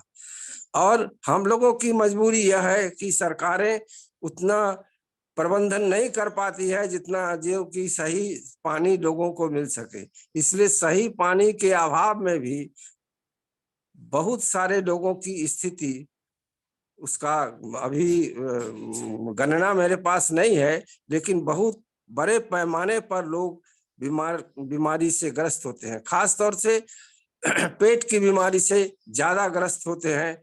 गोड ब्लडर में स्टोन होना, किडनी में स्टोन होना, वो ज्यादा हो जाता है, ज्यादा बीमारी हो जाती है। पढ़ाई की तो स्थिति हमने पहले ही बताया, ये 2-3 करोड़ लोग हैं जो पढ़ने का कोई इंतजाम नहीं है, माने पढ़ नहीं पाते घर पर, क्योंकि पढ़ने के कारण उनके माता पिता मर जाएंगे। इसलिए उनको 14 साल की उम्र में आप देख लीजिए चाइल्ड लेबर कहाँ ज्यादा है, चाइल्ड मैरिज कहाँ है ज्यादा, सब बिहार में ही है। और उसका कारण पानी है, क्योंकि पानी इतना ज्यादा त्रस्त कर देता है 6 महीना कि हम खा नहीं सकते, हम कोई इंतजाम नहीं कर सकते, कोई व्यवस्था नहीं है हमारे पास। उस हालत में जितने तरह के बीमारियां हैं और जितने तरह की का जो सामाजिक बुराई जिसको हम बोल सकते हैं, वो सब हमको पकड़े हुए हैं। हम लोग उसकी लड़ाई लड़ रहे हैं पिछले 40 सालों से, 50 सालों से हम चाइल्ड लेबर के लिए काम कर रहे हैं, चाइल्ड लेबर की मुक्ति के लिए काम कर रहे हैं, बंधुआ मजदूर के मुक्ति के लिए काम कर रहे हैं। लेकिन हम काम करके उनको छुड़ा करके लाते हैं, उनको उनके घर में जा करके उनको चेतना पैदा करते हैं, उनको वैचारिकी बताते हैं, इससे ये नहीं करना चाहिए। गांव के लोगों को भी समझाते हैं, लेकिन मजबूरी है उनके साथ कि बिना खाए नहीं रह सकते, इसीलिए बाहर जा करके उनको काम करना है। और बड़े उम्र के लोग तो बहुत नहीं सह पाते, इसलिए छोटे लड़के ही को ही भेज देता है कि जाओ वहाँ काम करो और काम करके पैसा भेजो। इसलिए सारी बुराई हमारे यहाँ इसी पानी के कारण हो रहा है। अब एक लंबा बड़ा सवाल है। बड़े सवाल पर हम हर जगह के बारे में अलग अलग अगर बोलेंगे कि चंपारण जहाँ गांधी जी ने पहला सत्याग्रह किया था, जहाँ गांधी जी महात्मा, जहाँ से गांधी जी महात्मा बने थे, उस जगह की क्या स्थिति है और पूर्णिया की क्या स्थिति है और फिर दरभंगा की क्या स्थिति है, तो बहुत लंबा हो जाएगा। इसलिए मैं एक सामूहिक रूप से कह रहा हूँ कि ये स्थितियां हैं और इन स्थितियों का मुकाबला करने के लिए हम सब लोगों को चिंता होनी चाहिए कि इस पृथ्वी पर हमारे जैसे लोग भी हैं, हमारे इलाके के, हमारा इलाका भी है जो पूरी दुनिया को पानी दे रहा है। तो इसलिए इसके बारे में, जल व्यवस्था के बारे में पूरी चिंता करना चाहिए हमको। CNRI की ओर से विनोदानंद जी ने ये कार्यक्रम को आयोजित किया और ये कार्यक्रम मिला हम सब लोगों को, इसलिए हम और हमको बात करने का मौका भी मिला। हम सब, आप सब लोगों को जो बैठे हैं उनका अभिवादन करते हैं। आप आए हमारे CNRI के गोष्ठी में और हमको भी मौका मिला। आप सब लोगों को बहुत बहुत धन्यवाद। मैं अपनी बात समाप्त करता हूँ। Thank you Raghupati Singh sir, आपने इतने सरल शब्दों में बहुत कुछ कह डाला सर। थैंक यू सर, धन्यवाद धन्यवाद। कार्यक्रम को आगे बढ़ाते हुए मैं अब इनवाइट करना चाहूंगी the man behind this entire event, Mister Vinod Anand ji. मुझे लगता है इंट्रोडक्शन की कोई जरूरत नहीं है, लेकिन आई थिंक कुछ चीजें ऐसी है जो कि बताई जानी चाहिए इस फोरम पे। Integrating minds for national integration is what Mr. Vinod Anand is all about. Secretary General at Confederation of NGO of Rural India, past 7 years. Rashtriya Kisan Progressive Association National President, past 18 years. Member of MSP, which is a very, very prestigious position sir is handling. Alumnus of Vemnicom, this is how we are associated. Now, I'm also very fortunate that Sri Balaji University, Pune has entered in MOU with CNRI, and this is how we are also become a part of this particular event. Vinod Anand ji, Mr. Vinod has worked on various multiple forums at international level and at national level. Prior to this particular position, he has also handled various senior capacity positions in various government institutions. So in short, I would say that he is an inspiration to all of us, and especially to youth in the country. Vinod ji, to be very honest, you are holding such a big responsibility on your shoulder that, cooperative movement, taking youth forward, putting all together. So I think you are an amazing person. And आज का conference और event का सारा श्रेय विनोद जी को जाता है. Of course, आप सभी जुड़े हैं, लेकिन सबको जोड़ने का जो एक माध्यम है, तो मैं उनको invite करना चाहूंगी अपने विचार व्यक्त करने के लिए. So we are very happy and delighted, Vinod ji, that you have organized this, included all of us. So very thankful from on behalf of Sri Balaji University, first of all, and forum is yours. I think no words for whatever work you are doing. So welcome once again. Vinod ji, kindly unmute yourself.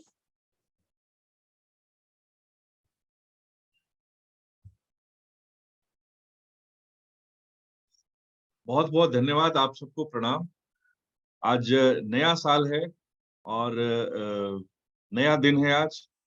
और पिछले ही मतलब कुछ घंटे पहले हम लोग भूकंप से ग्रसित हुए। कुछ लोग अफगानिस्तान में उनको जाना पड़ा दुनिया छोड़ के।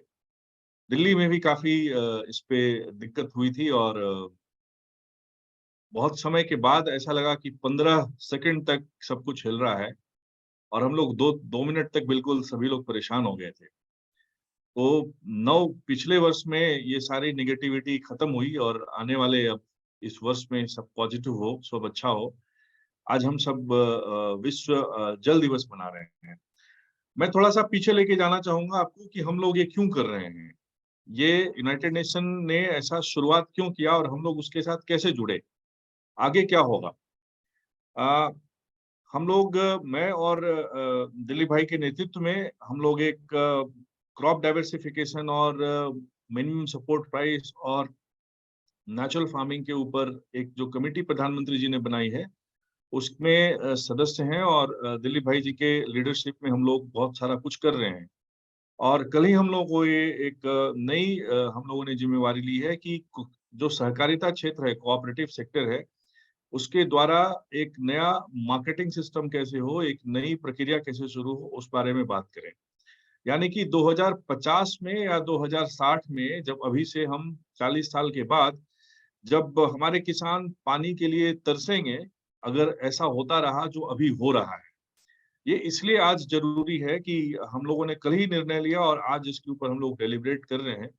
तो मेरे प्रेजेंटेशन में वो एक पार्ट वो भी होगा कि हम किस प्रकार से अपना जल संरक्षण करेंगे, खास करके किसान के लिए, खेत के लिए, क्रॉप डाइवर्सिफिकेशन की तरफ से, और जिसमें सहकारिता का, कोऑपरेटिव का एक सहयोग उसमें कैसे हो।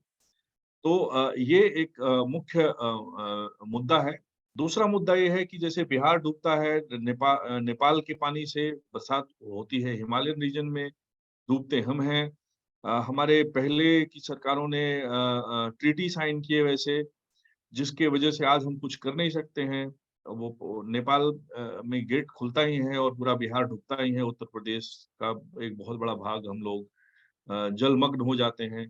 तो क्या वह ट्रीटी रिवाइज की जा सकती है? इसलिए हम लोग उसके आगे फ्यूचर में लिहाई यूनिवर्सिटी और बालाजी यूनिवर्सिटी और यूएन के अपने department of economic and social affairs के सहयोग से हम लोग कुछ रिसर्च करेंगे और कुछ उसका रास्ता निकालेंगे, सरकारों से बातचीत करेंगे और क्या इसका समाधान निकले। तो दूसरा पहलू वो होगा।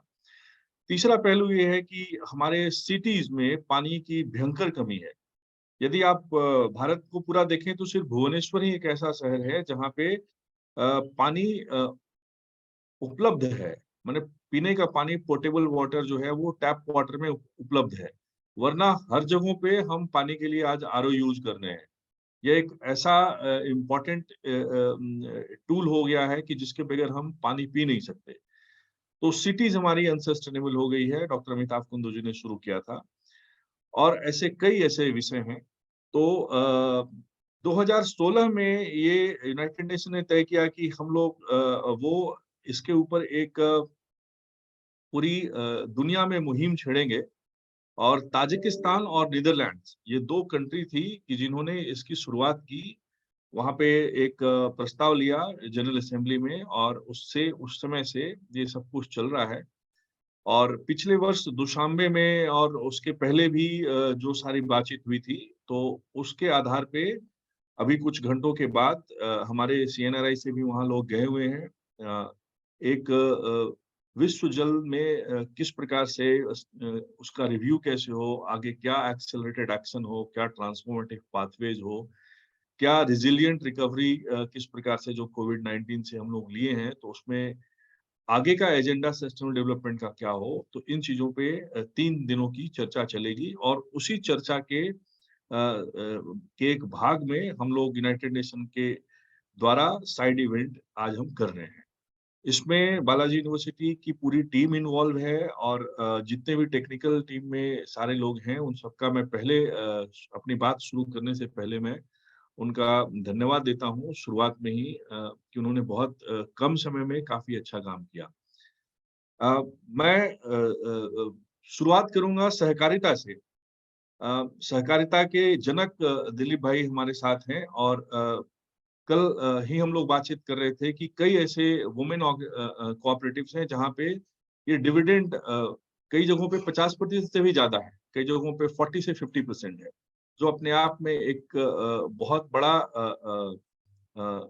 एक फाइनेंशियल मॉडल है। ये सारा फाइनेंशियल मॉडल भी जो है वो पानी से जुड़ा हुआ है।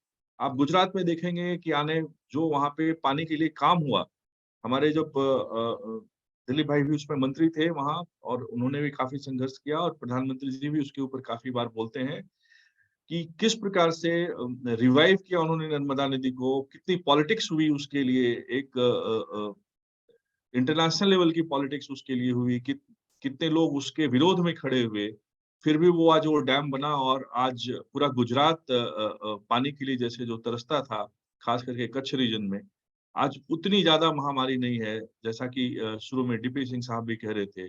और मैं भी वहाँ राजस्थान में चिड़ावा में काफी समय रहा हूँ और जल के लिए, काफी जल संरक्षण के लिए हम लोगों ने काफी साथ में काम किया है। पवन पायल जी भी साथ में उसमें जुड़े रहे हैं और वो ऑनलाइन है भी।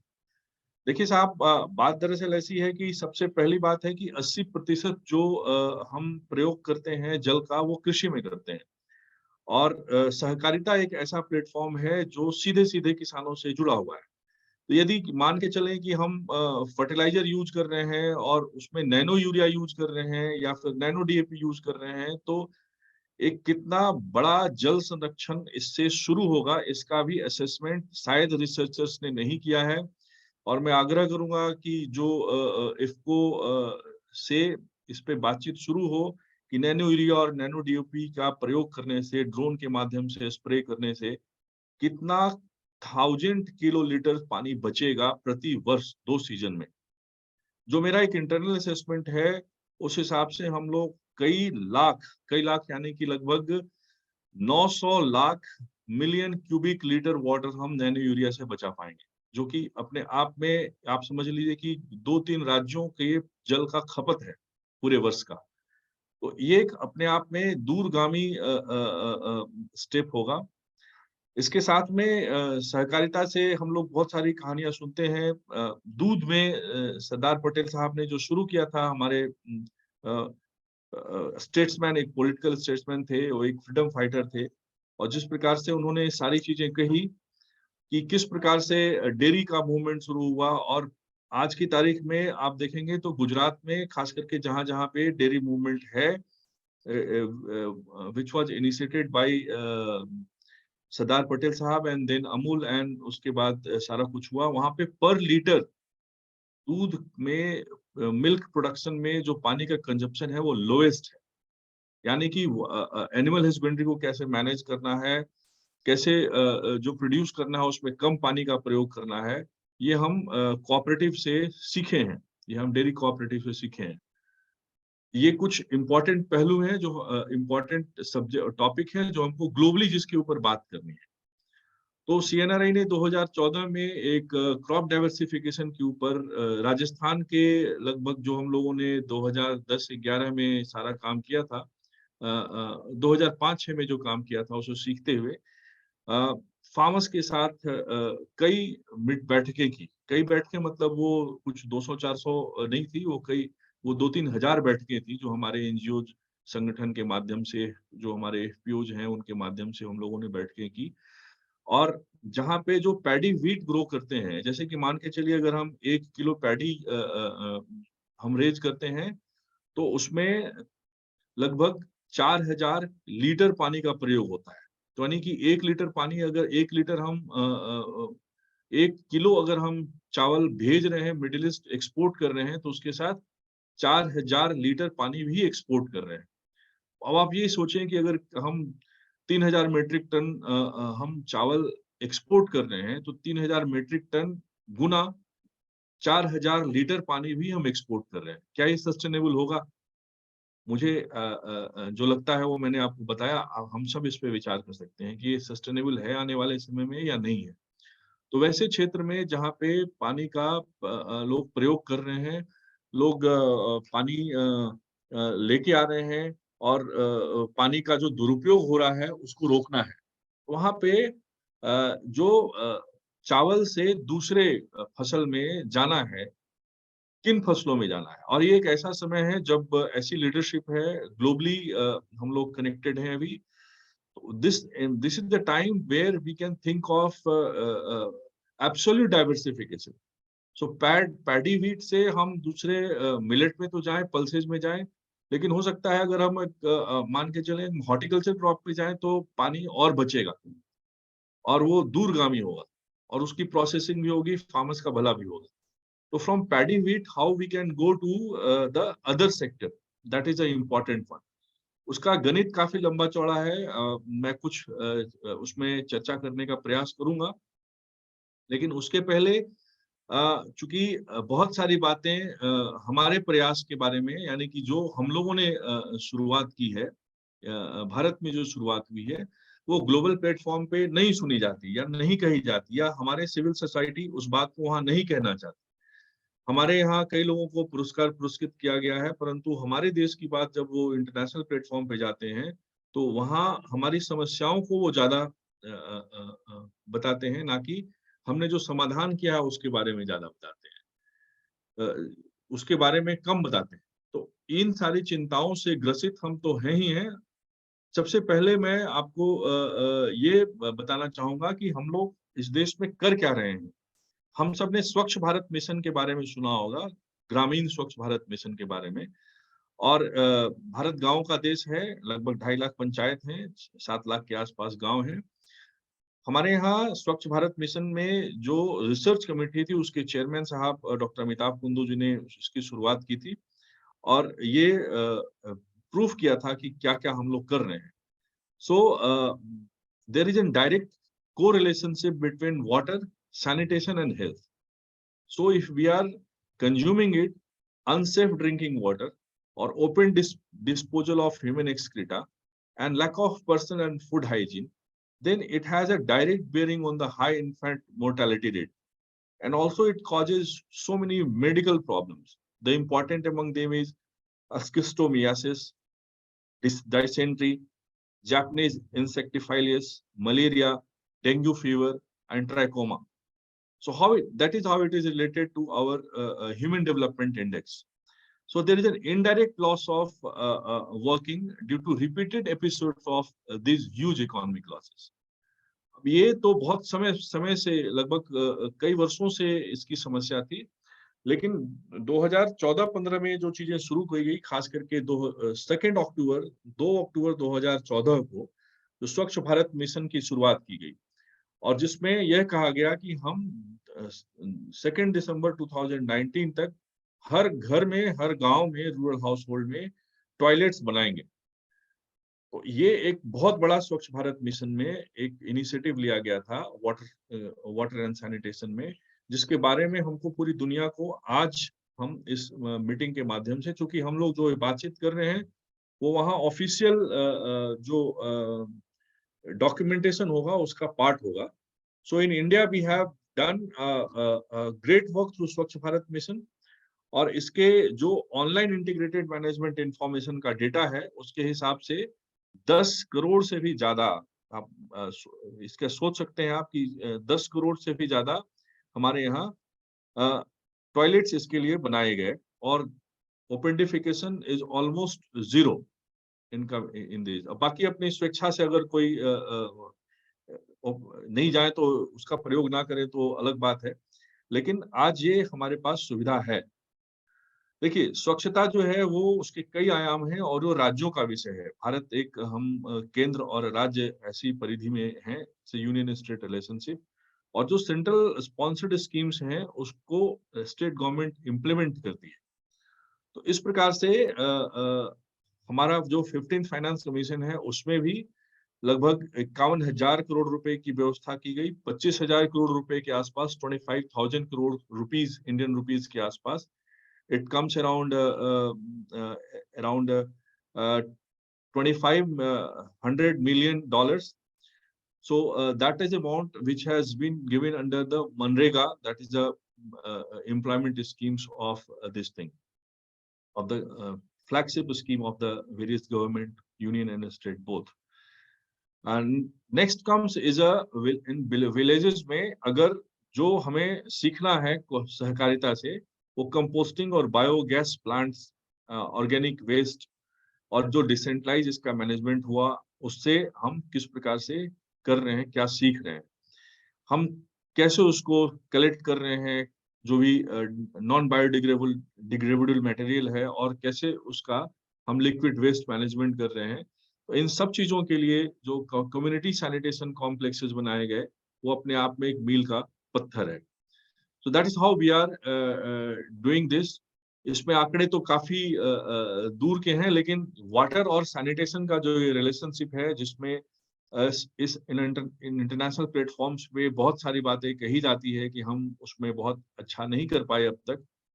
पिछले मैं अक्टूबर में जब गया था वहाँ यूनाइटेड नेशन, तो वहाँ पे बात जानबूझ के बहुत सारे जो मेंबर कंट्रीज थे, उन्होंने हमारे ऊपर जो प्रश्न उठाए थे, तो उस हिसाब से जो हमारा ड्रिंकिंग वाटर और सैनिटेशन है, वो अपने आप में एक काफी दूसरे दिशा में जा रहा है। जो corporate NGO, civil society organisations, cooperatives, हम सब साथ में मिलके इसमें लगे हुए हैं। There are various women champions and bottom-up approach in water and sanitation, which has made this as a people's movement, and it has aligned this property and have created a grassroots volunteer cadre. So these are the few initiatives first on the water and sanitation. Now I will bring you जो मैं कह रहा था कि farmers का जो subject है, how the farmers are getting affected.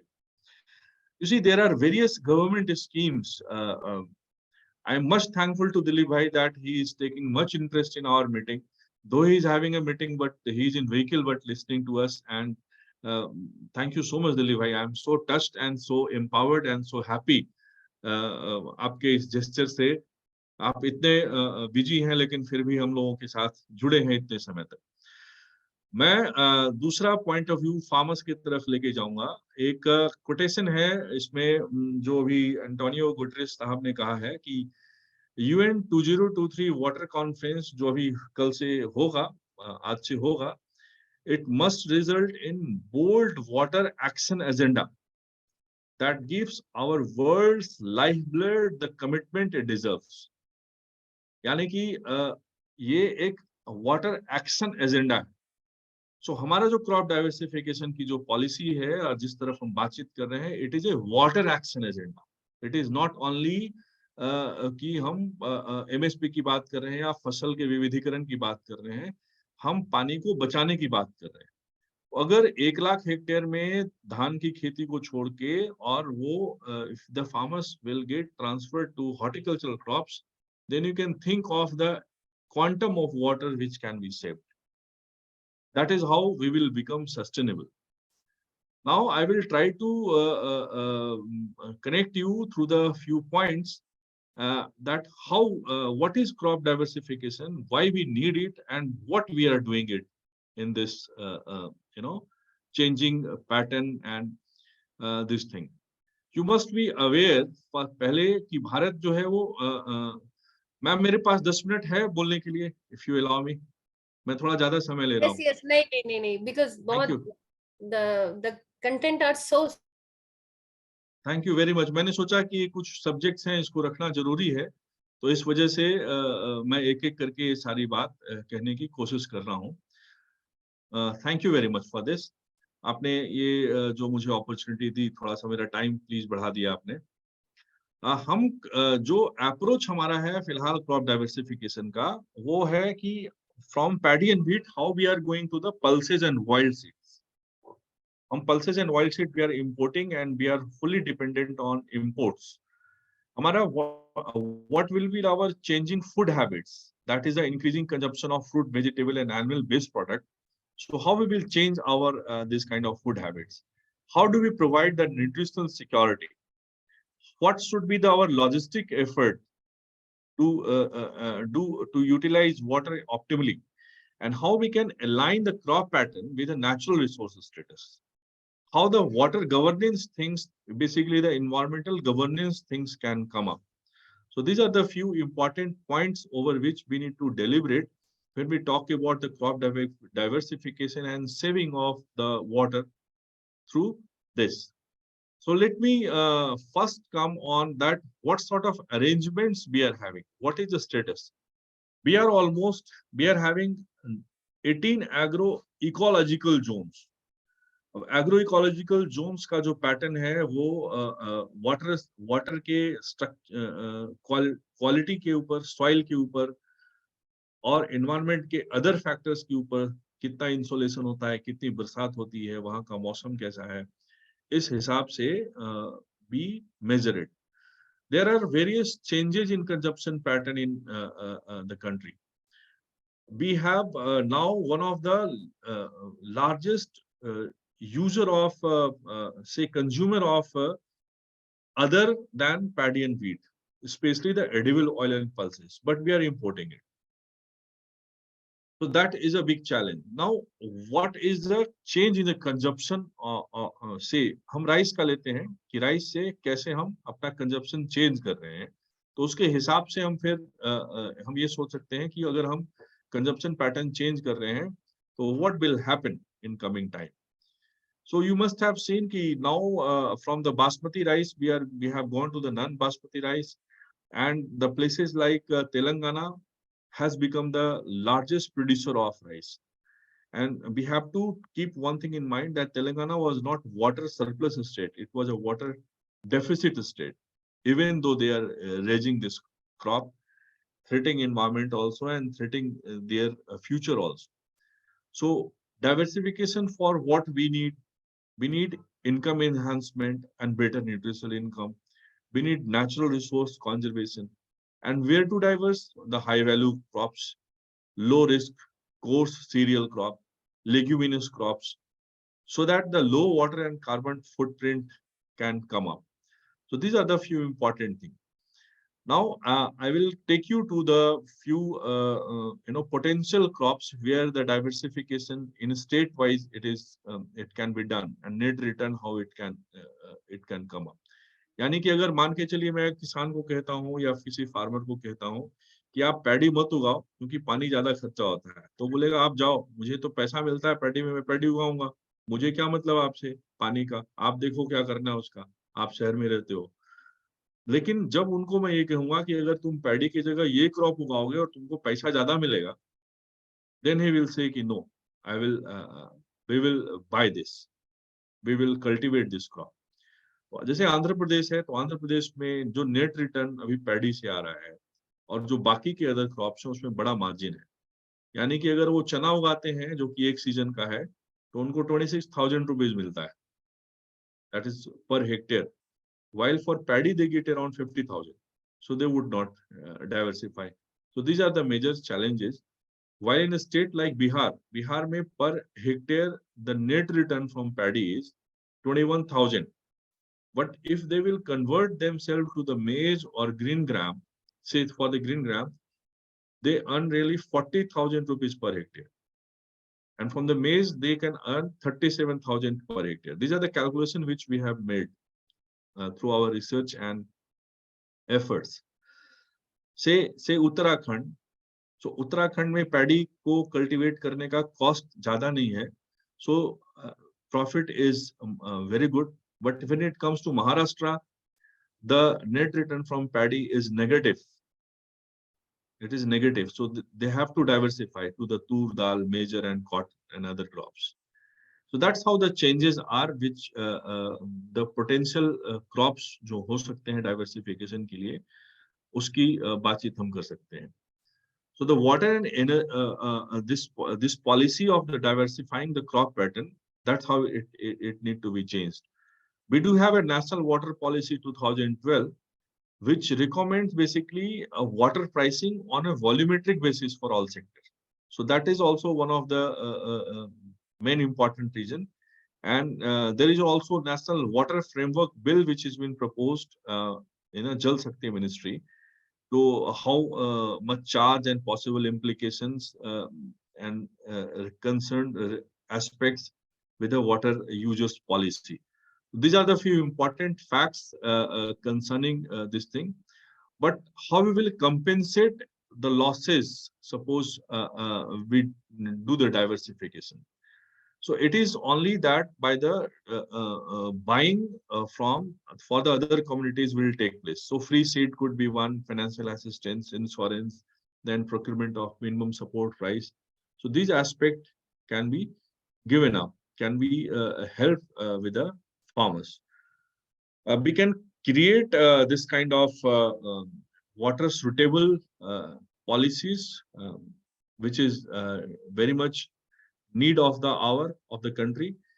So that's one of the most important aspect over here, which we want to highlight through this presentation. I will take you to what are the methodologies, क्या हम कर सकते हैं. मैं crop diversification पे थोड़ा ज्यादा इसलिए एम्फेसिस कर रहा हूँ ताकि हम क्लियरली इस पे आगे एक बातचीत कर पाए. जो बायोफिजिकल सुटेबिलिटी है, यानी कि जहाँ की क्लाइमेट, सॉइल्स और इरिगेशन की जो बातचीत होती है, या जो यील्ड लेवल्स की जो वेरिएबिलिटी होती है बायोटिक और एबायोटिक स्ट्रेसेस के हिसाब से, और which finally results into the over exploitation of groundwater. So this crop diversification policy need to be taken into consideration.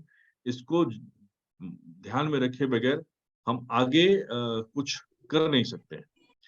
तो मुख्य रूप से ये क्रॉप डाइवर्सिफिकेशन के बारे में मुझे कहना था, जो कि वाटर एंड सैनिटेशन के बाद से कई कंट्रीज में वाटर इज अभी वहां पे डिबेट चलेगा, and they are saying that water can be used as an human right tool, यानी कि water as an human right, that discussion is also doing the rounds, which is really I don't know how to say, how to speak about this aspect. So these are the few important points which I wanted to bring forth to this house. And before taking it further, I must bring some important issues. My video was off, I'm sorry for that. देखिए साहब, क्या है कि हमारा जो कुछ treaties है उसको रीऑर्गेनाइज करना बहुत जरूरी है. वो एक फैशन है कि हम सिर्फ इंडस वाटर ट्रीटी की बात करते हैं. हमारा ट्रीटी बांग्लादेश के साथ में, हमारा ट्रीटी जो नेपाल के साथ में है, जो महाकाली रिवर के लिए कोसी कुसहा जिससे अफेक्टेड होता है, और इवन बाकी की जो ट्रीटीज हैं, जैसे मान के जो हमारे इंटर स्टेट रिवर डिस्प्यूट है, we need to resolve it, and for that serious academic work is required, which is not concerning the foreign policy but also concerning the need of the masses.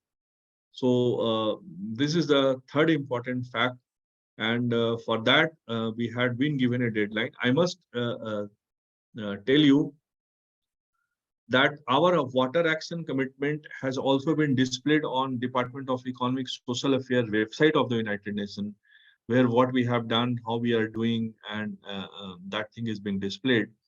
And we have been given a deadline. So by 2024, we will work on these facts, the policy concerning water diversification, water and sanitation, and also the international intercontinental river dispute facts.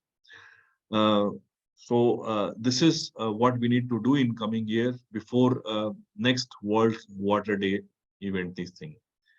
So with this, I will put my statement on hold, and will thankful to the audience that you had given me an ample opportunity and good ear to hear it about, and request Manisha Paliwal to please take the floor and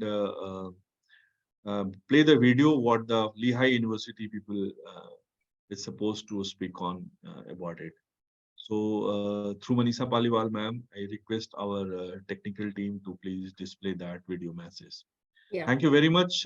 This is all I want to say. I spoke little, I have taken little more time, but I remember the kind of work what we are doing with Pawan Payal and all. We had Jal Yatra in Jhunjhunu, in Chadawa, in Rajasthan, and I learned a lot. I while living into the villages. Overnight, रात्रि पड़ाव करते थे bureaucrats के साथ में, और हम लोगों ने काफी कुछ इसके ऊपर सीखा था, किया था. and which we want to keep on doing in coming time. Thank you very much, everyone. Thank you, Vinodji. What a speech it was. You can see people are writing in the chat box also. I think you have touched upon very sensitive issues, and most importantly, more than that, I think we should join hands and find out certain, action plan that what can be done with the help of now, since you have got a platform at United Nations, so many things can be planned. We all are partners. Yeah, we all have got. Yes. So let's join hands and do something. I'm very, very thankful what so many issues you have discussed, and which are all practiced and performed by you and your team. So very, very thankful. Moving on. Now we are going to play a video, which is a message from the senior faculty from Lehigh University.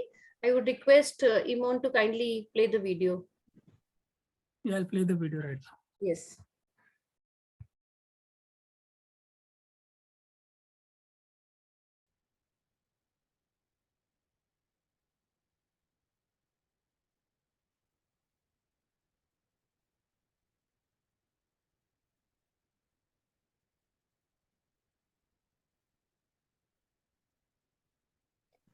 Hello, my name is Elena Reese, and I'm the Assistant Director of the United Nations Partnership at Lehigh University in Bethlehem, United States, and I'm Lehigh's representative to the United Nations.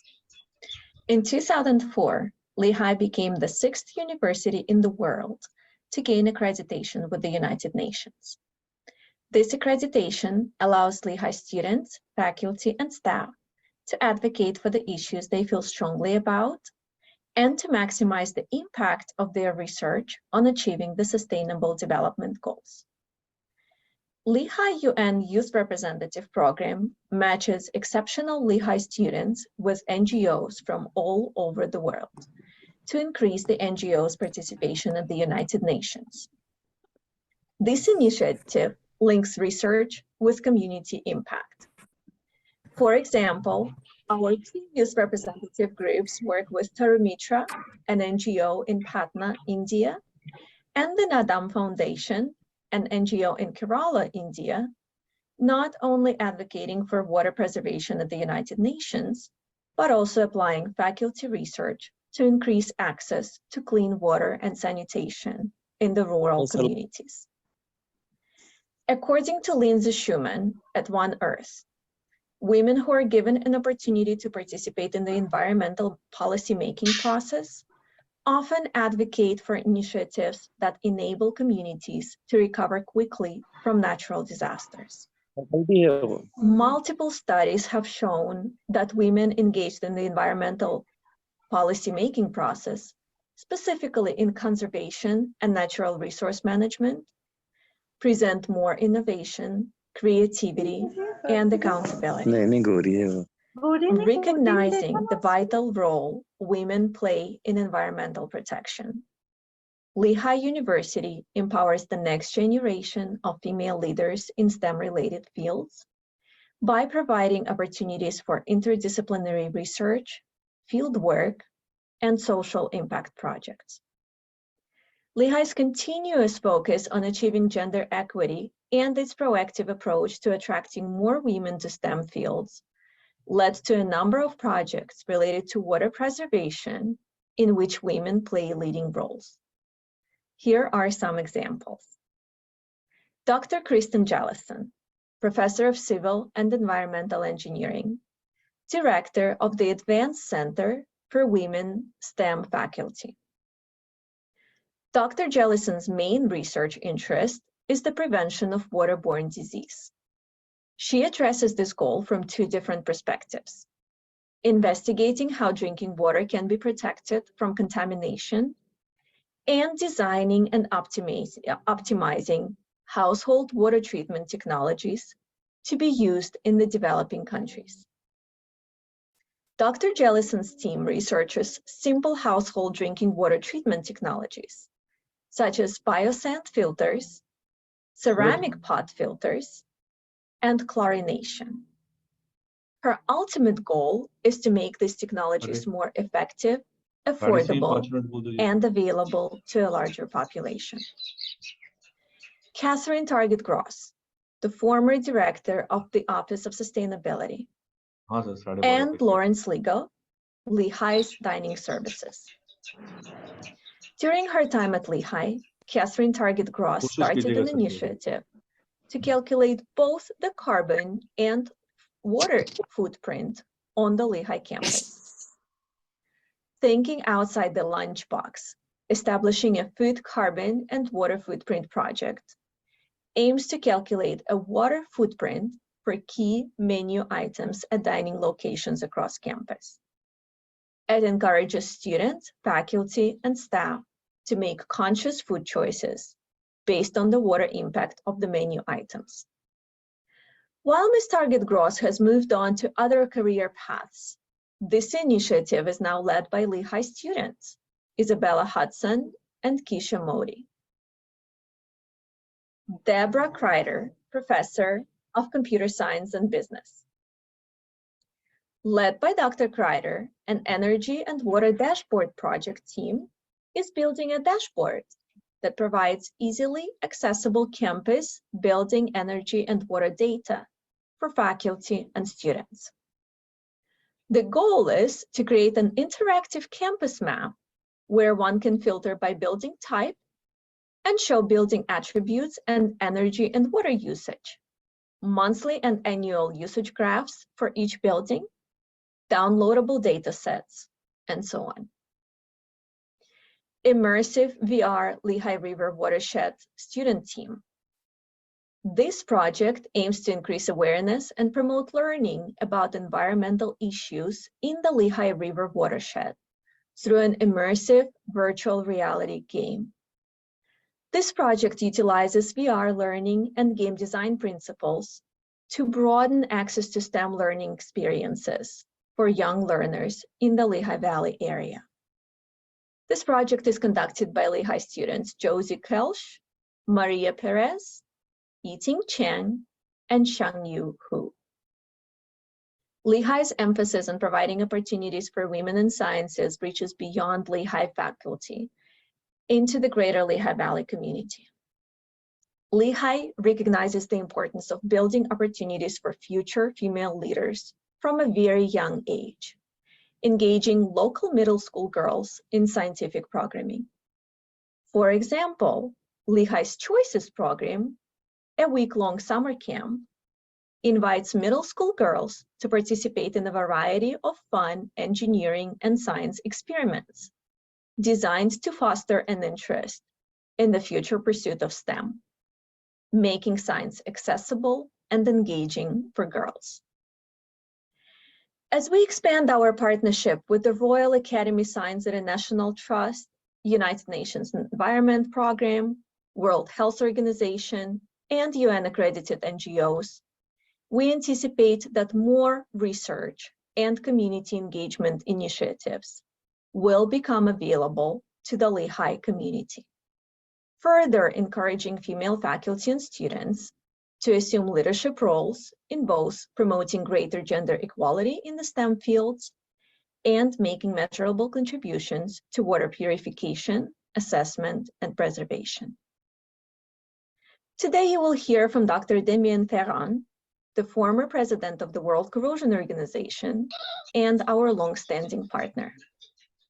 His youth representatives, Hassan Jashari and Chirin Waokpo, who unfortunately are not able to join us today, are only two of the cohort of the youth representatives who advocate for global issues, such as clean water and sanitation.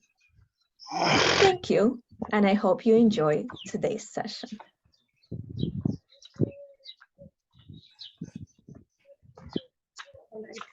So moving on, may I now invite Vinita Hariharan ma'am. She's a public policy expert. I'm sure her presence and her insights on this UN World Conference and World Water Day would be very insightful. Hello, ma'am. Yeah, good afternoon. Greetings. I'm requesting you to give your brief introduction also. Mine, myself? Okay. Yes, yes. Yeah. Okay. So I'm Vinita Hariharan, and I've been in the public policy space for close to 2 decades now as a public policy expert, and I've been with various Government of India missions, leading the missions and implementing them across the country, ranging from various sectors like the housing, the rural development, the urban development, etc., and the livelihood space. So yeah, that's my brief introduction. अंदर बैठाई So yeah, आ जाओ अंदर perhaps I can start the session Leo now. लियो मैं मर्जी बंदे को Requesting Mr. Pawan to please go on mute. Pawan sir, kindly mute yourself. Yeah. So can I start now? Please. Yeah. Thank you very much, and I'm really grateful and honored to have been given an opportunity to speak at the United Nations World Water Conference sidelines in the event of the World Water Day. It's indeed very significant to actually commemorate and such days dedicated to certain aspects of development. Which actually reinforces these kind of days. When you declare such days, it actually triggers a whole lot of events and awareness drives and initiatives by both the government and the public sector, and the public sector and the private sector across the globe. And so it also reinforces certain commitments and reiterates the missions towards sustainability and other important goals of development. So World Water Day is one such commitment initiative of the United Nations. So we all know, as all countries are moving towards towards fulfilling the targets of SDG 6. It's very important and an imminent and pertinent topic of water, because as we know that the entire globe the international community is grappling with a worldwide water crisis. And our own country, India, which is home to nearly 1.4 billion or 18% of the world's population, is one of the countries that's particularly affected by the water shortage. And it's severe because millions of people experience regular water shortages, particularly during the dry season. And it's also impacts a lot of livelihoods, because a predominant a source of income even today is agriculture. So which is directly affected by the water, and it's benefited and also impacted if there is acute shortage in the water supply in the country. And as far as our sources are concerned, we have several perennial sources like rivers, and we have about 9 huge perennial rivers that flow across the country. And apart from that, various other smaller rivers and tributaries and other sources of fresh water. And of course, but most of our, more than 50% of our water source is from the groundwater, which is again becoming a source of concern, because it's depleting gradually, and also at a pace which is, which needs to be taken cognizance of. So groundwater is another source which is challenged today in our country. And of course, we have about 4% of the world's fresh water is also in India, which are lakes and huge lakes that are there in several parts of the country. And other sources of water remains rainwater harvesting and desalination plants that we are, we have these drives for rainwater harvesting in our country across various local bodies. So that's another, now become a source of water in itself.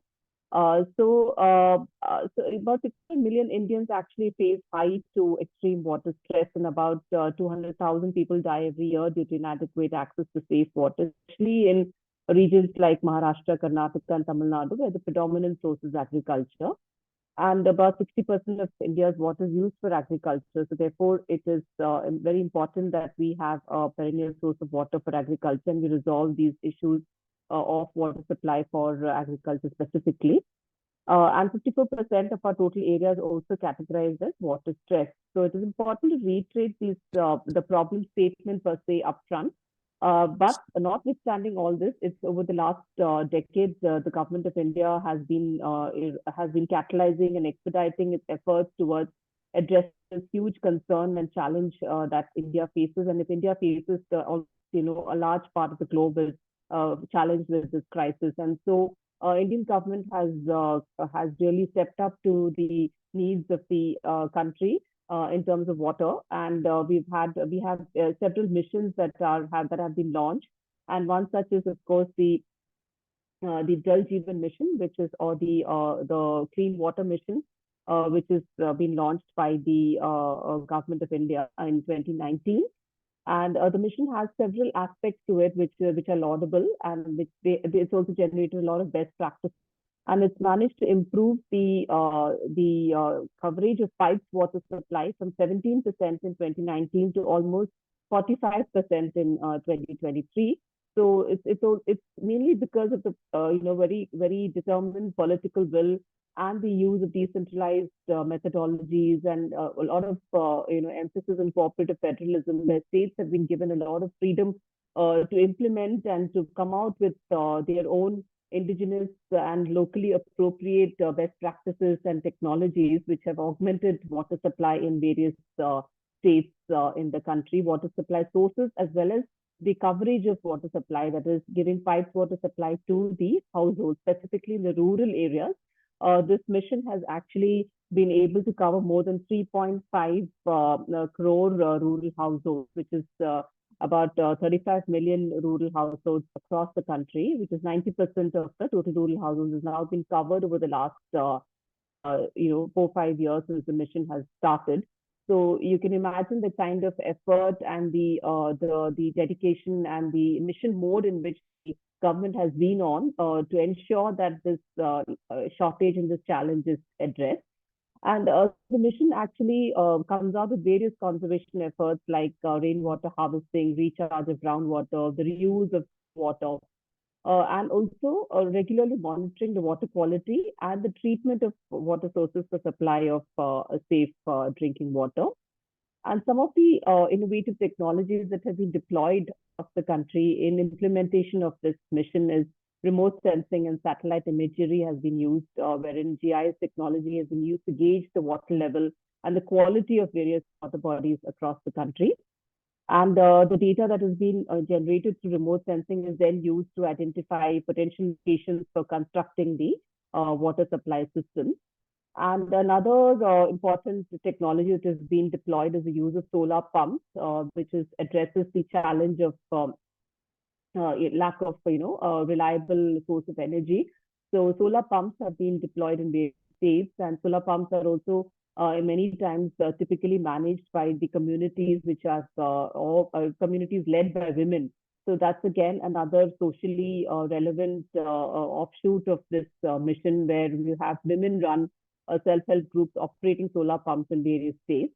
And of course, community water treatment plants, which uses advanced membrane technologies, have also been deployed in this mission.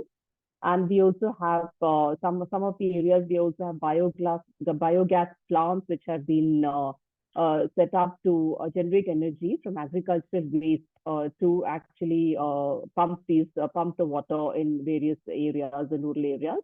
And if you talk of various states have also come out with their own best practices and innovations.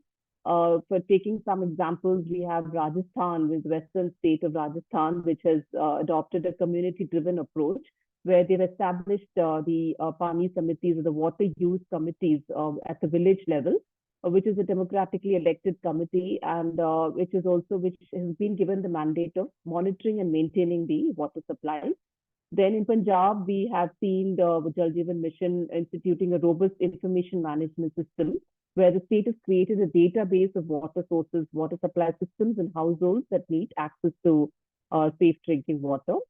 And we also have the state of Mizoram, a far-flung northeastern state, which was hitherto challenged area or region in the country, has now come up to the fore, and it's come up to a level playing field almost with the rest of the country because of the various development initiatives taken by the government in the northeastern region.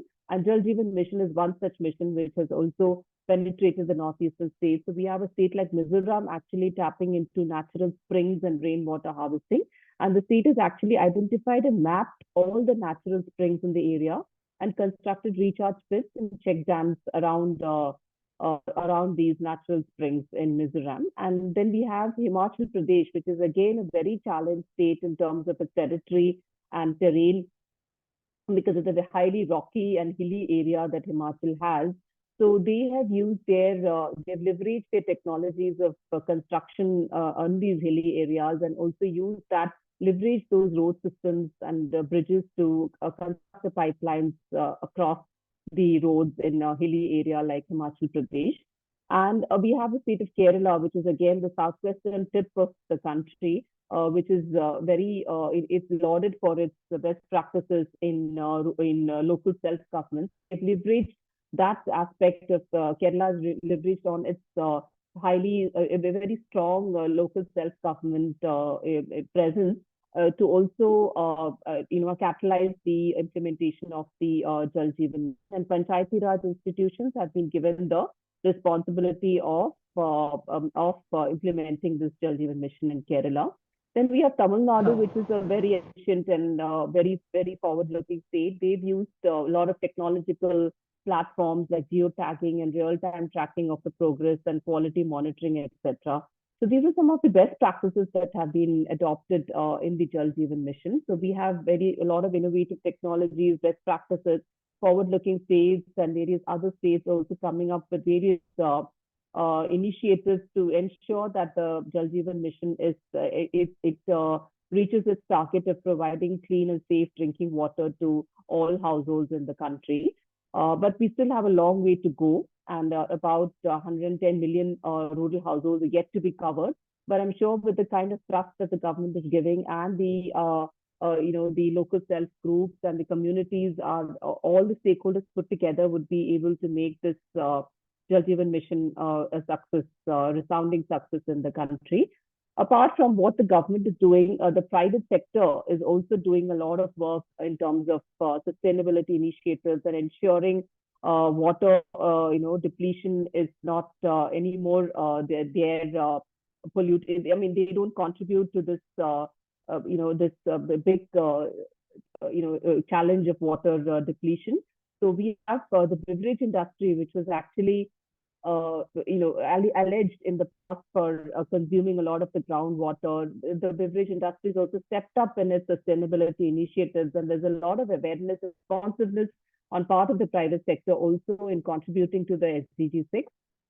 So we have companies like Bisleri, which has announced the Sustainable Development Plan for 2025, where they're actually going to be partnering with 20 major cities in the country to hone catchment areas and to irrigate almost 23,000 acres of land in the country. So that's the amount of effort that a private sector company like Bisleri is doing. And we also have companies like Coca-Cola also coming forward and taking initiatives to ensure that their water ratios are kept at a percentage which they actually contribute. They actually give back water as much more than, it's more than 100% what they give back to the portion that they consume.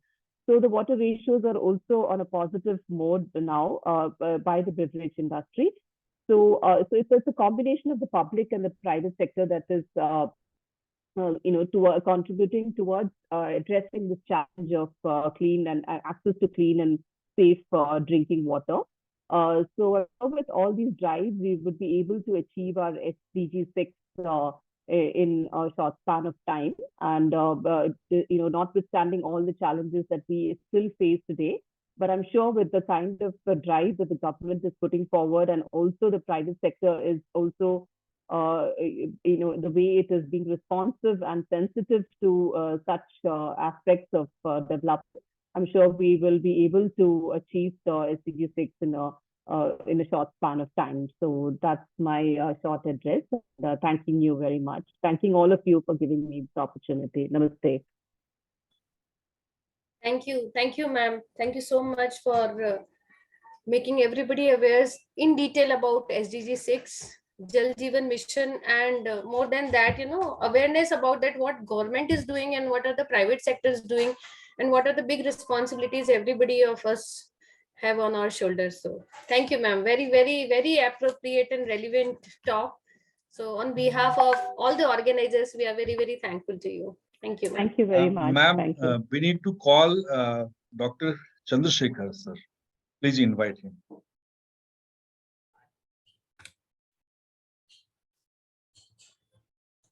Okay, so moving on, we are very glad to have Dr. P. Chandrasekhar, sir, Director General, manage at this moment to guide all of us.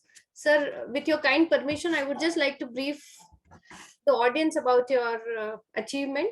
Leading professional in the field of agriculture with more than 3 decades of experience and expertise, mainly in agriculture extension, agriculture entrepreneurship development, agriculture marketing, and public-private partnership.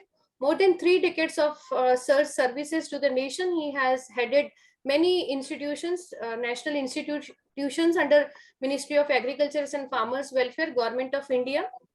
As chief executives of these institutions, sir has led various important schemes, programs, and policy interventions to strengthen agriculture extension schemes and capacity building in agriculture marketing.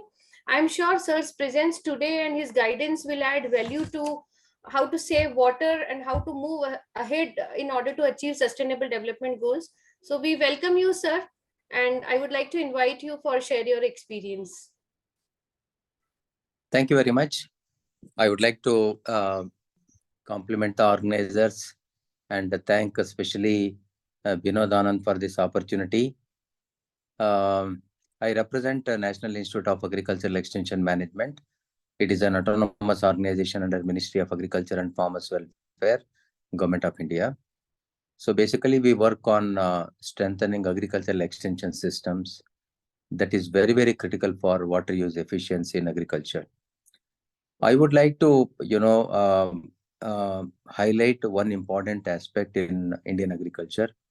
More than 50% of the area cultivated comes under dry land.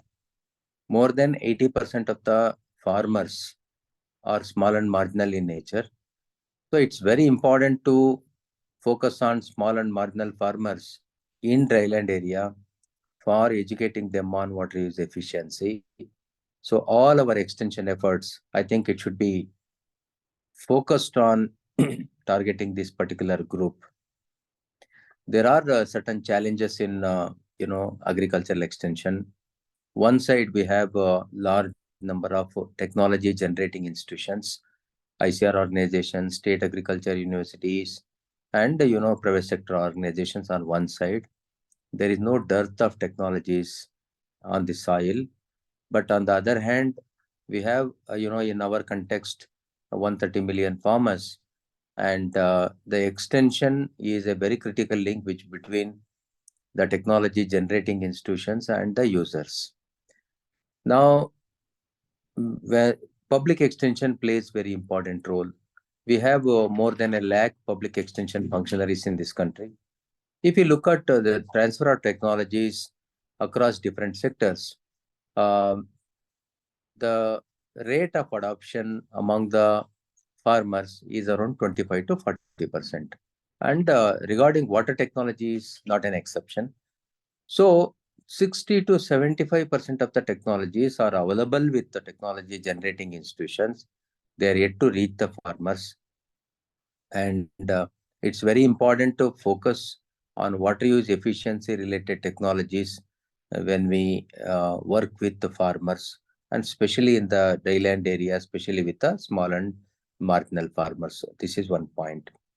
The second one is, sensitization of public extension functionaries, whether they are working for agriculture and line departments of different states, agriculture universities, ICR organizations. It's very important to sensitize the trainer, the teacher, most importantly, so that he can pass on these technologies to the farmers. And in order to reach large number of extension functionaries spread across the country, different organizations, ICT platforms definitely can help us, and very liberally we have to use them. So this is about usage of, proper utilization of public extension functionaries, but private extension service providers number is increasing very significantly in our context. I will take the example of agripreneurs trained under Agri-Clinic and Agribusiness Center scheme of Government of India. More than 36,000 unemployed agriculture graduates, they have set up their own, agri-business centers in 36,000 villages. each one at an average reaching 30 villages. They're reaching around 2. So they live in villages, technically qualified, deliver technologies to the doorstep of the farmers. I think one of the best option in private sector is to push water use efficient technologies through agripreneurs and agribusiness centers. The second important private sector extension functionary we should target is input dealers. We have around 3 lakh input dealers in this country. And every input dealer basically is an entrepreneur. Not only he sells seed, fertilizer, pesticides, but also pass on many agriculture technologies to the farmers who visits on him day-to-day basis.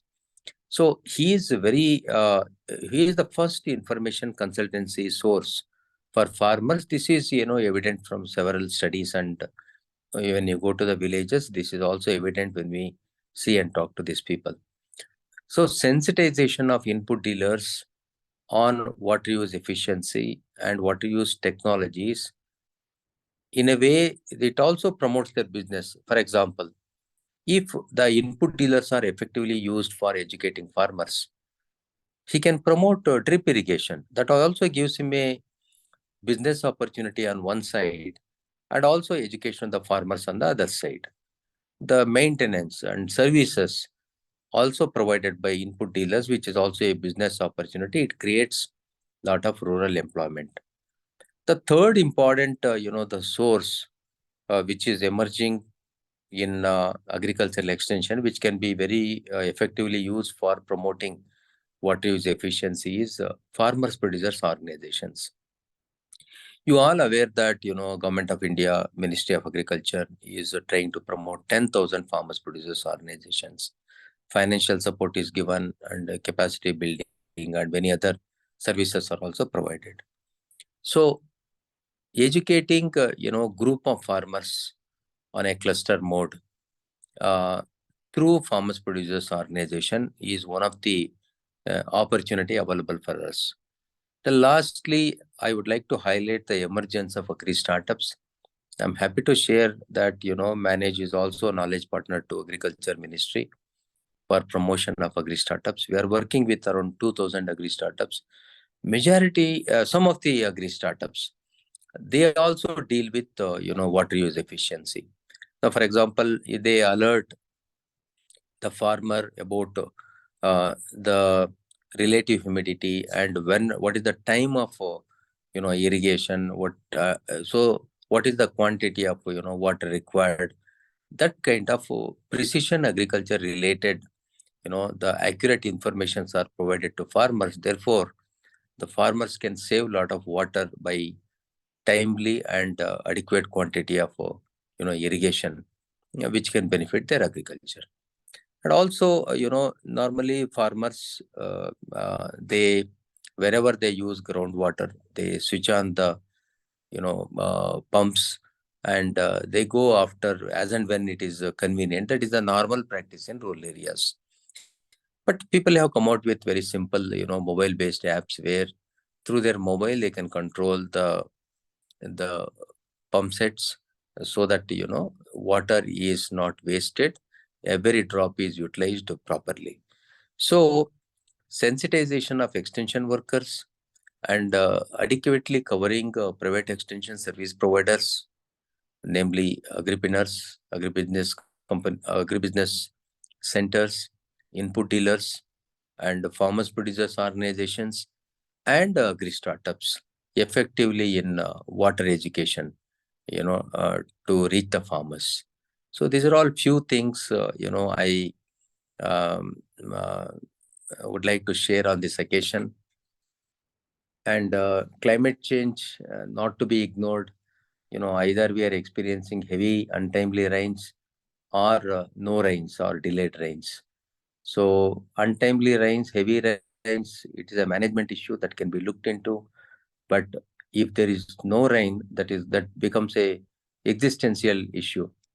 So I think climate change and water use efficiency, these are all two important aspects which should go hand in hand. Thank you very much for this opportunity, and thank you again for this, the time given for me to share my views. Thank you, Dr. Shekhar, for educating us and being the part of this effort. Earlier, we had a discussion on 3 issues: one, water and sanitation, crop diversification, and intercontinental river dispute. And by 2024, we have to give a report to the United Nations. Our action is also published on Department of Economic Social Affairs, United Nations website. And it's an official event. The documentation will go to the UN World's Water Day effort also. Thank you very much for joining. I know you were very busy, very super busy, but you had given us time for this thing. I'm extremely thankful and obliged for this effort. Thank you, sir. Thank you. On the next, I will invite the dynamic Mr. Kanishka Chatterjee. He is across various organizations, 17 years. He has a leader. He has lived like a leader and consulted to various organizations. He has built innovative practices in digital marketing analytics. And now, after doing all these things, he has moved on to the social sector and not only helping the social entrepreneurs, but he is having a very passionate approach to promote tech and innovations, towards the development goals, especially sustainable development goals. He heads at this moment the NUS Prize, a grand challenge program that focuses on solving national complex challenges, innovations through different, efforts. He has his roots in ILSS, Takshashila Institute, TAPMI. He's a Genpact guy, he's a Clarivate guy, and Extria guy. So Kanishka, the floor is all yours. I'm sorry we have invited you a little late. No floor is all problem. yours. You take as much time as you can and help us solving this crisis. I think thank you for inviting me, and I'm really glad that I could be part of this overall program. Fundamentally, because I think a lot of conversations happen without going into details about the how to solve them. We could outline our issues and areas for a very long time, but as long as we don't talk about solutions, we are actually just reiterating stuff. And I felt that over the last 1.5 hours, listening to a lot of people here, specifically when you were talking, then I think when Mr. Chandrasekhar was talking right now, um, the conversation that Vinita had, there are, I'm not going to go into water because I'm not an expert in water. What we are enabling, trying to do at the nudge is trying to basically solve for poverty. And one of the levers of poverty is basically looking at marginal society members and looking at what kind of livelihoods they live. One of the biggest livelihood factors in India is obviously people connected to agriculture. And water utilization in agriculture is one of the biggest issues that our times are facing, and effectively there are also future repercussions. So the prize is basically a fundamental way of doing grand challenges and trying to bring attention and innovation in a particular landscape. One of the biggest ones that we are trying to do now is in the field of water utilization in agriculture. And our methods to basically do that is to basically navigate ourselves through research. Some of that which you were also talking about when you were talking about how the landscape changes between Telangana, Maharashtra, and Bihar, effectively kind of outlines which practice gets prominent in those particular sets of states and sets of districts. So our understanding has to start from what are the major problems faced by, let's say, about 200,000 to 300,000 farmers today. And if we are able to basically put a disruptive amount of capital on the table to invite startups, invite tech organizations to kind of look at this and start solving for it, what is that capital and what is that pathway? At this point of time, we've kind of partnered with DCM Shriram and Ashirvad to work on a series of prizes in water. The DCM Shriram prize is basically kind of outlining about 2.6 crores and saying that whoever walks away with a scalable solution that can be implemented for, let's say, 50,000, 60,000 farmers in India in reducing water footprint and reducing, improving cover credits, will have a chance to basically walk away with 2 crores. Now, fundamentally, that money is not the end of it. The moot point is to basically bring attention to the problem and bring an ecosystem of players who are working in this space together to see the journey of these innovators. We've done a couple of these prizes already, and fundamentally, the winners and the space is ends up growing about 10 to 20x after a particular innovation challenge like this. So I'm not going to add a lot of. I'm sorry, I have a hard stop at 12.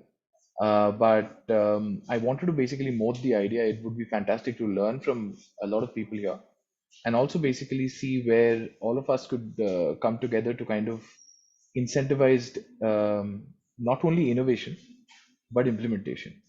So effectively, the story is that a lot of challenges, a lot of money, a lot of attention is given today to innovate, and there are a lot of early stage initial user capital based innovations in play, but we've not been able to basically score high on the implementation metrics, and we want to basically incentivize or create a platform and an environment for us to basically go there.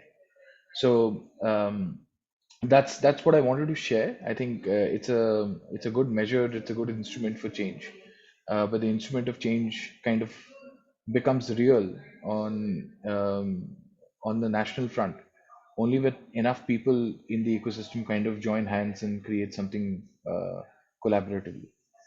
So our agenda for the next 2 or 3 months is to basically get a anchor set of partners together and get a anchor set of ecosystem together, and then kind of basically ask for solution providers to come and join this challenge, and whoever comes on top at the end of 12 months gets fundamentally not only attention from the ecosystem but also enough capital to add to sustainability in a space where there might not be an immediate markets at play.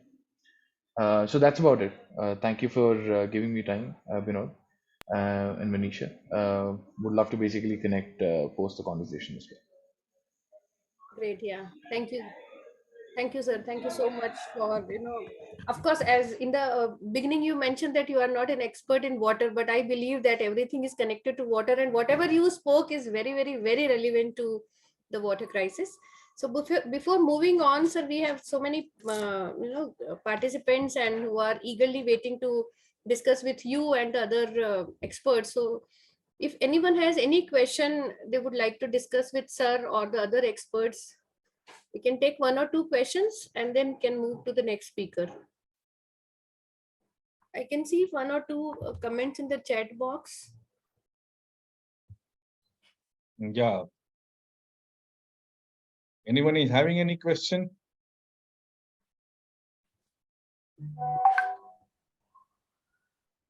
Then we can move on to the next. So there is a question in a chat box. Might he would not is speaking.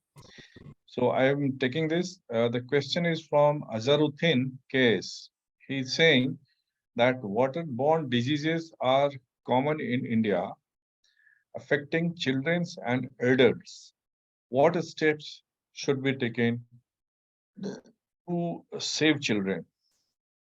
So this is his one question. There are other questions also. You see, anyone like to answer this? Madam Hariharan or anyone? Okay, so I will take. No, actually, Vinod, you can take it. Yeah. Okay, so I will take this question. There are 3 aspects of this. One, the migration.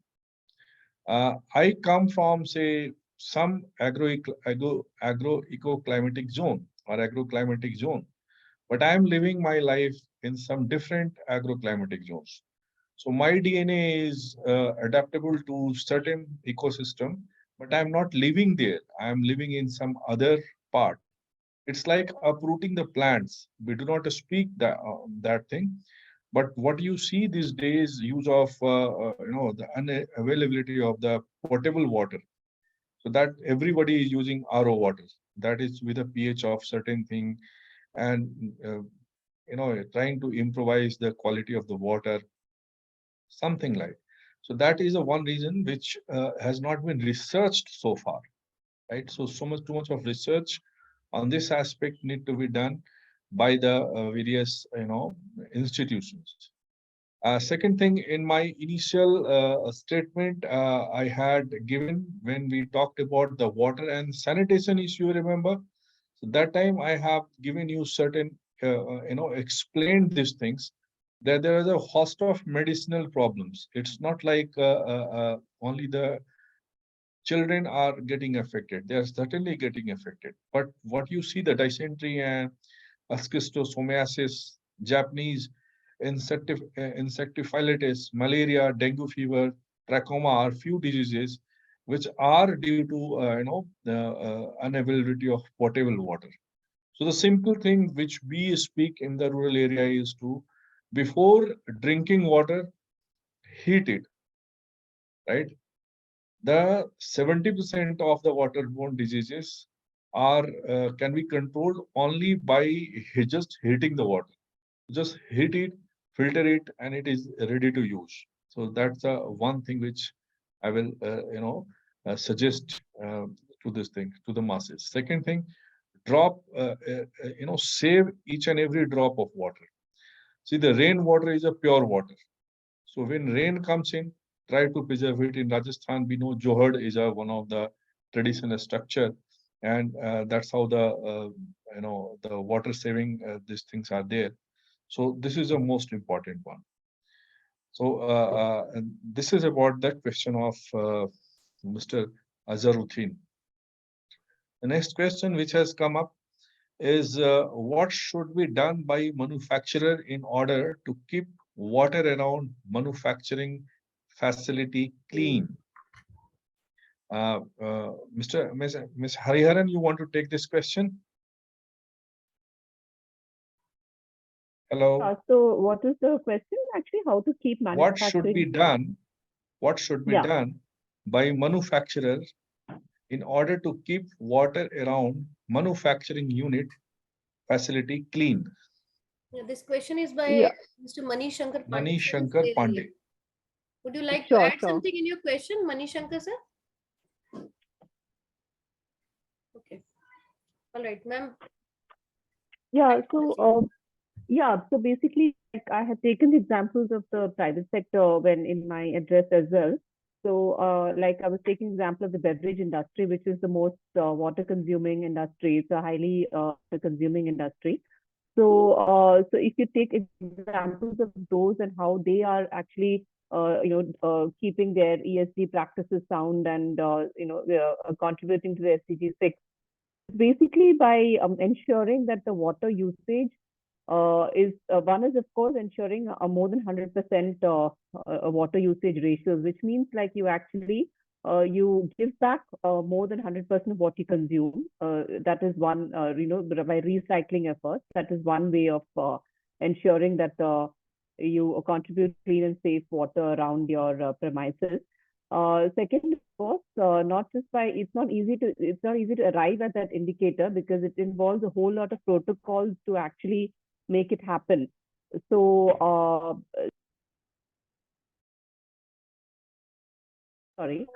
So there's a whole lot of protocols involved in actually ensuring that the sustainability parameters are maintained, which involves a lot of safety parameters, quality and assurance parameters. So it's a whole process, just like various other production norms and processes are there across, like you have your lean and all of those kind of production efficiency processes. Similarly, sustainability processes also need to be rolled out as a charter in various manufacturing units, and it has to, I think, of course, the ISOs and all of these also have certain norms prescribed, but it needs to be driven across on a mission mode, just like how the government is doing its various missions. I think even across the private sector, such kind of things are becoming also compliances, like the government is also ensuring that the private sector complies. So these are also becoming compliance parameters. So that also works a long way in ensuring that the manufacturing units do their bit towards sustainability. So I think it's a combination of being responsible as well as being compliant. And it's a combination of efforts, the government as well as the private sector.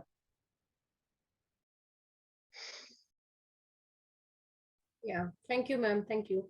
Manishankar sir, I hope you got your answer very, very clearly. Yeah, all right. Okay, thank you.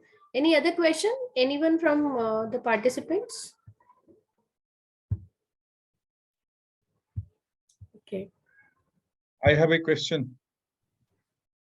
What we will do throughout the year now? Means this thing has started and Rakesh is trying to connect with a mobile. He's having some problem in his system. So meanwhile, what is a plan could be devised for one more year, next year perhaps, so that when we'll sit on 2024 March 22nd, something, good action point can come up. So if anyone is having any idea what is DP Singh ji, are you there? DP Singh ji? DP Singh he is a head of the one federation of community stations, community radio stations basically. So that can become a base tool to talk about the conservation of water. So that is one thing. He is from CNRI also, and he is in Rajasthan. So a next question has come. So meanwhile, Dr. Rakesh joins in. If the house permits me, if the Manisha ma'am permits me, then I can take this Please. question. Due to global warming. Please. The question is again from Mr. Azharuddin. Would you like to speak, Mr. Azharuddin, about this question? Or he's been very active since the meeting started. So we would like to hear from. Would you like to speak? Unmute your mic and raise this question, or shall I read it? Very pertinent questions are coming from him. Yes. Okay, so I am reading this question. Okay, he has some problem in might be. Yeah. So due to global warming, sea water is increasing. And what steps should be taken to control this? It is said that by year 2050, there is a possibility of Indian part of drowning in the sea. And he's having some voice problem with his mic that he's written. So he's not saying that. He's not able to speak. And that's why he has written this thing. So I welcome your question, Mr. Azharuddin, and requesting Manisha ma'am, you want to answer this? Or else Ms. Hariharan, if you want to answer this question. It is concerned with the global warming and sea rise.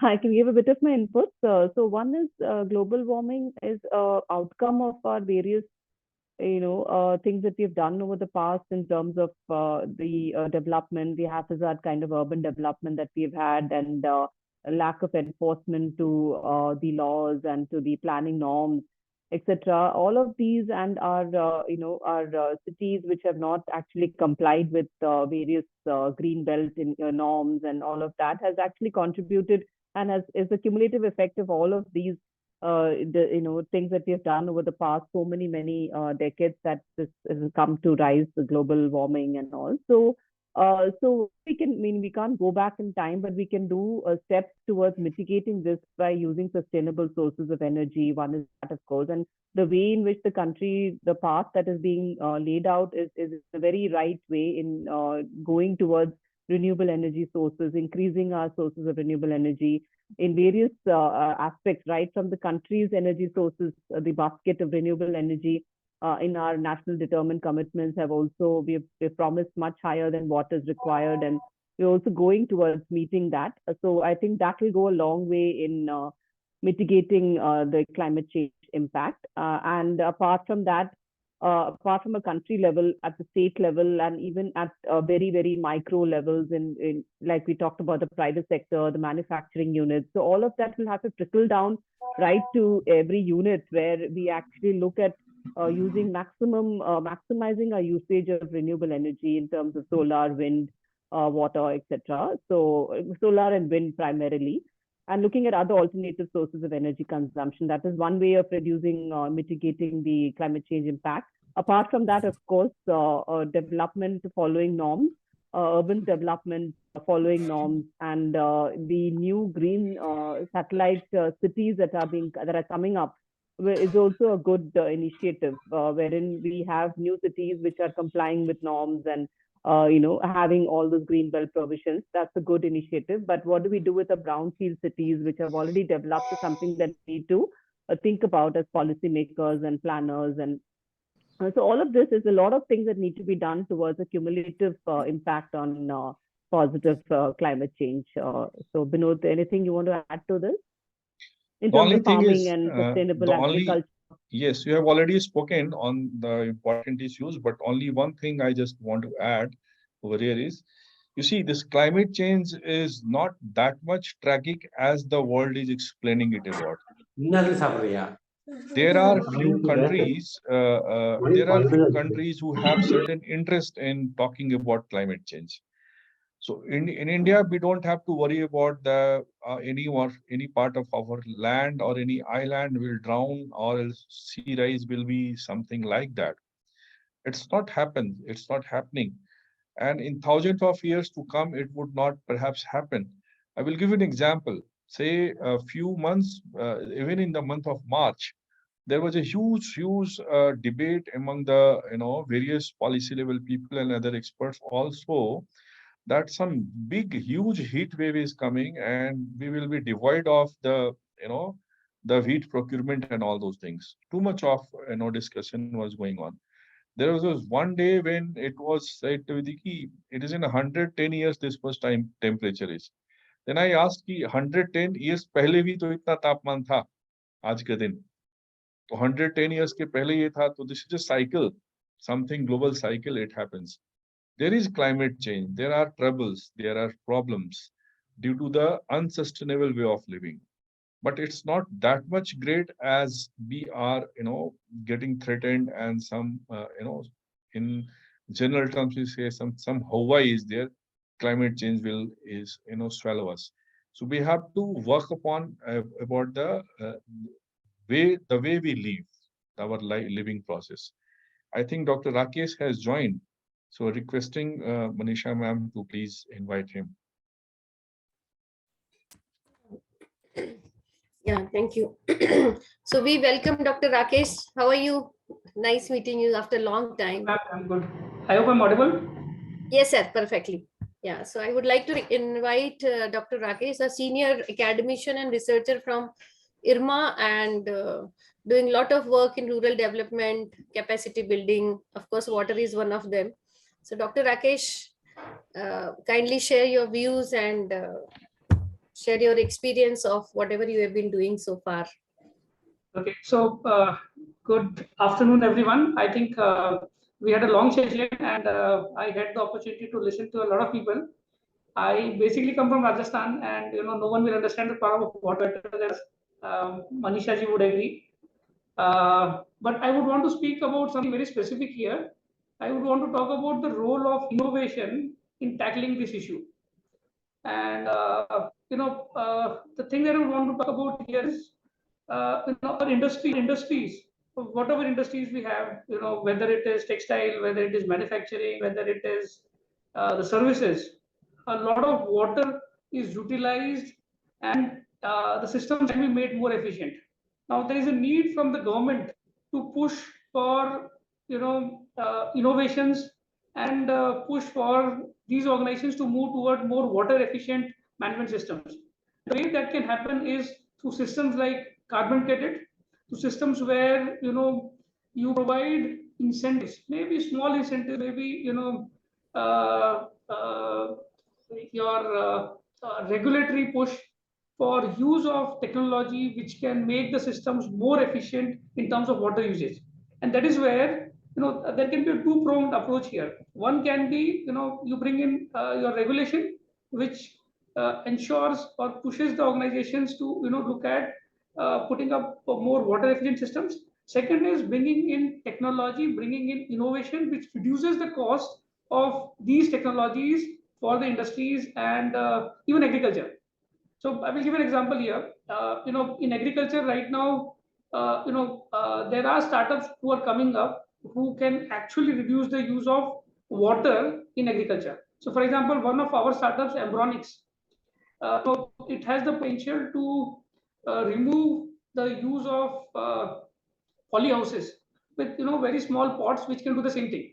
And what it also does is in the pots it has got a system where you can have a drip line which reduces the waste of water, evaporation of water, and at the same time maintains the temperature such that a plant can survive in difficult terrains. I think that is what can actually help us take care of the challenge that we have related to water.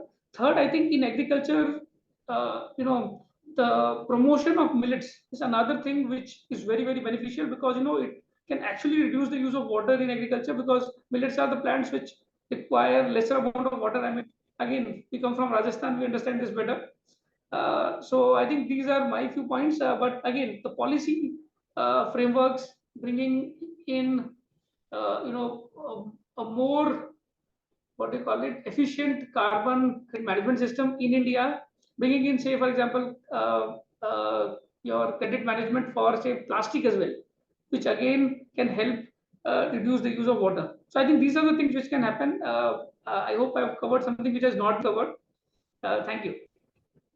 Yeah, definitely. This is what we were looking for, because you are running such a big entrepreneurship center at IRMA, and these are the key insights we are actually looking at. And of course, since morning we are talking about the problem, and then some workable solutions actually need to be taken up by small efforts. I think the big goal will be achieved. So thank you, Dr. Rakesh. Thank you so much. Over to you, Binodji. So we are now in the last of our moment.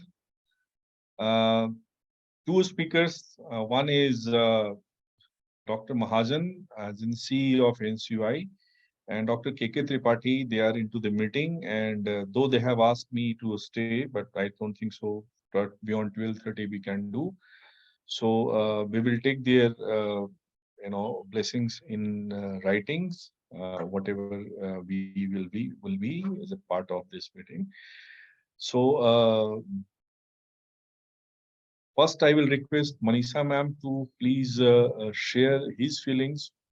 He is moderating and preparing for this activity since long, and then we can go for the closing round. Manisha ma'am. Yeah, thank you so much. So as I earlier also made a mention that I belong to Rajasthan, and since my childhood, water is one of the key issue over there. Whether what all the facilities we are capable enough to get. We used to buy water for the basic necessity also. I belong to a place called Milwada. So where every household has its own capacity to have water, but nowhere the water is available. The water tanker we used to get since my early childhood, I am seeing, but that is not possible for everybody to get it. So now, after so many years of independence, this particular issue is too much pertinent in all the villages and everywhere. Now moving to Maharashtra, here I realized that water is in abundant, and people really in day-to-day life, wastage of water is huge. Right? You see everywhere and you feel like, oh my god, in my state, for every drop we save, and here even in university, in students, the housekeeping staff. So the first thing I wish that every mindset should understand that water is so scarce, and we should respect and save water. Whether you have in abundance, that doesn't mean that you have a right to waste. तो मुझे लगता है कि सबसे पहले एक mindset shift बहुत जरूरी है, एटीट्यूडनल चेंज बहुत ज्यादा जरूरी है, because day to day life में everyone, each citizen of the country saves water. We start from our own household. So all the I totally agree with Dr. Rakesh that technology and innovation may save, may give in some efficiency. At the same time, I have my own opinion that the more electronic vehicle, this electronic equipment we use, like washing machine and other things, the wastage of water is very high. I don't say that we should not use it, but technological innovations should happen in such a way that somewhere this utility of water should be at very, very optimum level.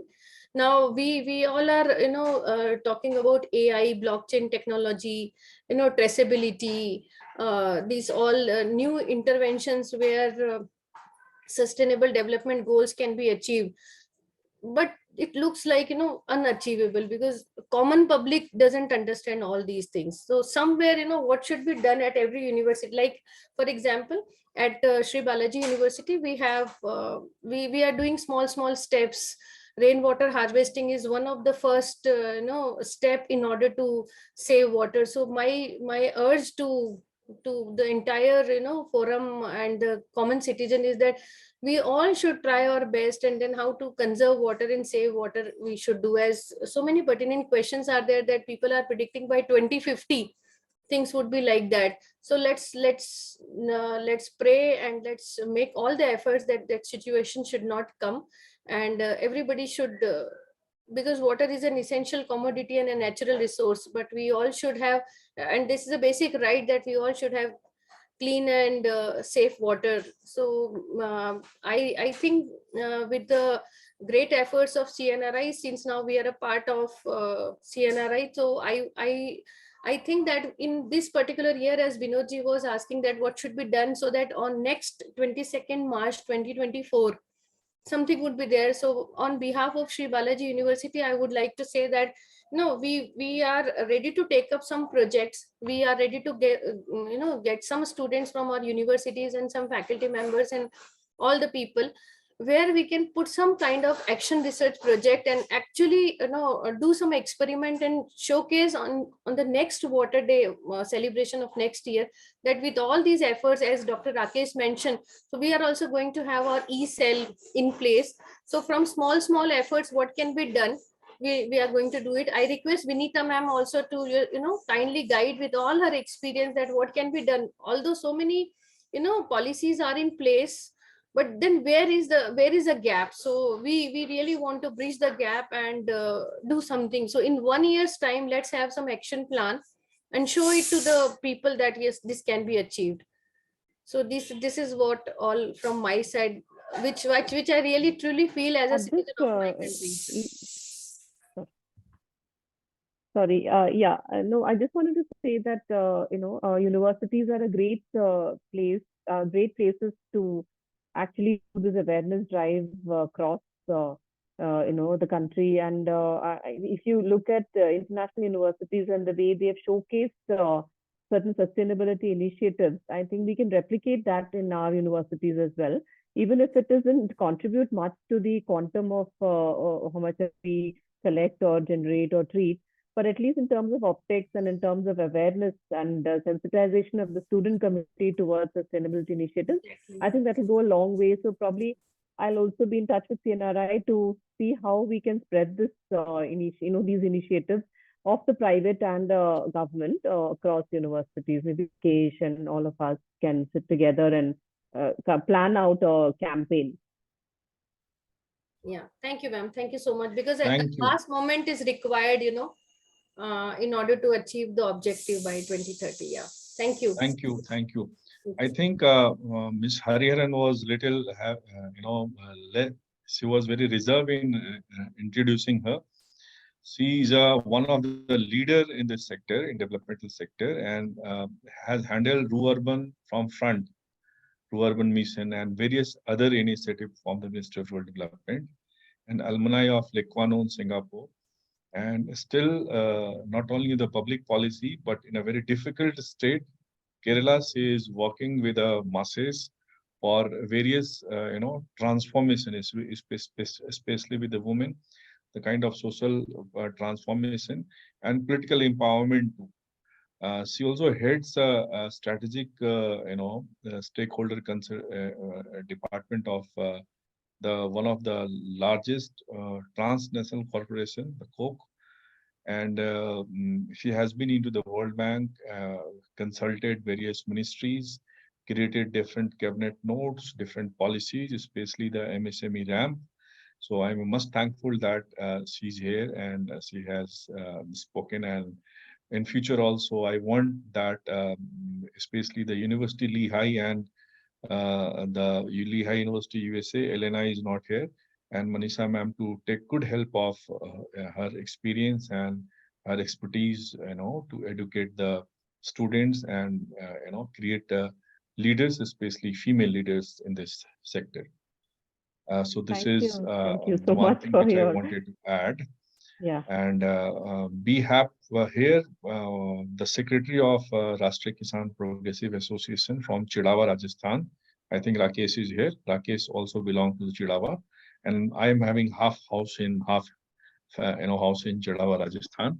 So Pawan Payal is a young farmer activist and a young social activist. पवन जी, आप उस क्षेत्र से हैं जहाँ पे काफी कुछ बदलाव पिछले समय में हुआ है। एक समय था जब चिड़ावा में खेती नहीं होती थी, फिर वो पाइप से फव्वारे पद्धति से स्प्रिंकलर से खेती होनी शुरू हुई और अब एक अच्छी खासे मतलब वहां से उत्पादन होता है। मैं देख रहा था कि अब लोग वहाँ गेहूं का भी उत्पादन करना शुरू किए हैं। आपके क्या अनुभव है और आज के दिन विश्व जल दिवस के दिन आप हम लोगों को क्या संदेश देना चाहते हैं? विश्व जल दिवस आज नवरात्रा और नववर्ष, आप तीनों की एक साथ में आपको सभी को बधाई देना चाहता हूँ। विनोद आनंद जी, आप तो हमारे चिड़ावा क्षेत्र में काफी साल तक आपने मेहनत किया है। गांव-गांव जाके धरातल पे रह करके किसानों से जुड़ाव, एक आत्मीय जुड़ाव जो है वो आज भी हम नहीं भूल सकते और यहाँ के किसान जो है वो आपको नहीं भूल सकते। ड्रिप इरिगेशन के जनक इस शेखावाटी बेल्ट में माने तो विनोद आनंद जी को हम मान सकते हैं। ड्रिप इरिगेशन तो काफी दिनों से पहले से ही चल रहा था। जल भागवत आपने निकाले, जल भागवत यात्रा, तो उसमें आपका बहुत अच्छा सराहनीय योगदान रहा था शेखावाटी बेल्ट के अंदर।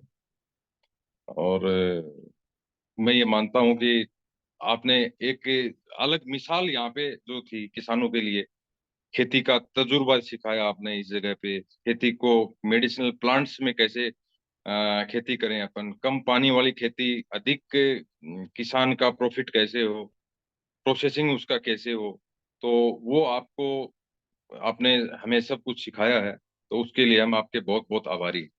आज सभी महान वक्ताओं से मैंने सुना था, अलग अलग वाटर पे बात हो रही थी, यूनाइटेड नेशन से भी जुड़े हुए थे। तो मेरा ये है कि पूरे देश के अंदर पानी का संकट तो है और आने वाला समय जो है वो संकट पे पानी का और ज्यादा गहरा जाएगा। इसके पीछे जो है वो मैं ये मानता हूँ कि गवर्नमेंट स्कीम जो है, सरकार जो है वो इस पे ध्यान देगी तभी संभव हो पाएगा। अकेला किसान जो है, अकेले आदमी जो है वो चना बाढ़ भी नहीं फोड़ सकता। और बूंद बूंद से घड़ा भरता है। बूंद बूंद का मतलब एक एक बूंद अपन इकट्ठा करेंगे, एक एक बूंद को अपन यूज में सही यूटिलाइज उसका करेंगे, तो ही हम आगे आने वाली जो पीढ़ी है उसको हम सक्षम बनाएंगे। पानी के लिए, पानी उनके लिए हम छोड़ के जा सकते हैं। अच्छा, इसमें ऐसा है कि प्रधानमंत्री श्री अटल बिहारी जी वाजपेयी जी ने पूरे देश में नदी से नदी जोड़ने का जो मुहिम चलाया था और जो एक धरातल पे उन्होंने ग्रास रूट पे बनाया था कि नहर से नहर जुड़ेगी। जिस जगह पे फ्लड आ रहा है, जिस जगह पे हजारों करोड़ रुपए खर्च हो रहे हैं उसको पानी में उसकी अतिवृष्टि से, तो वही पानी जिस एरिया में उस एरिया में जाए जहाँ पे रेगिस्तान है, जहाँ पे फसल नहीं हो रही है, एक तो वहां पे फसल होगी, दूसरा उस जगह पे बाढ़ नहीं आएगी। तो एक तो नदी से नदी जोड़ने का जो है वो सबसे बेस्ट जो है उपाय हुआ है।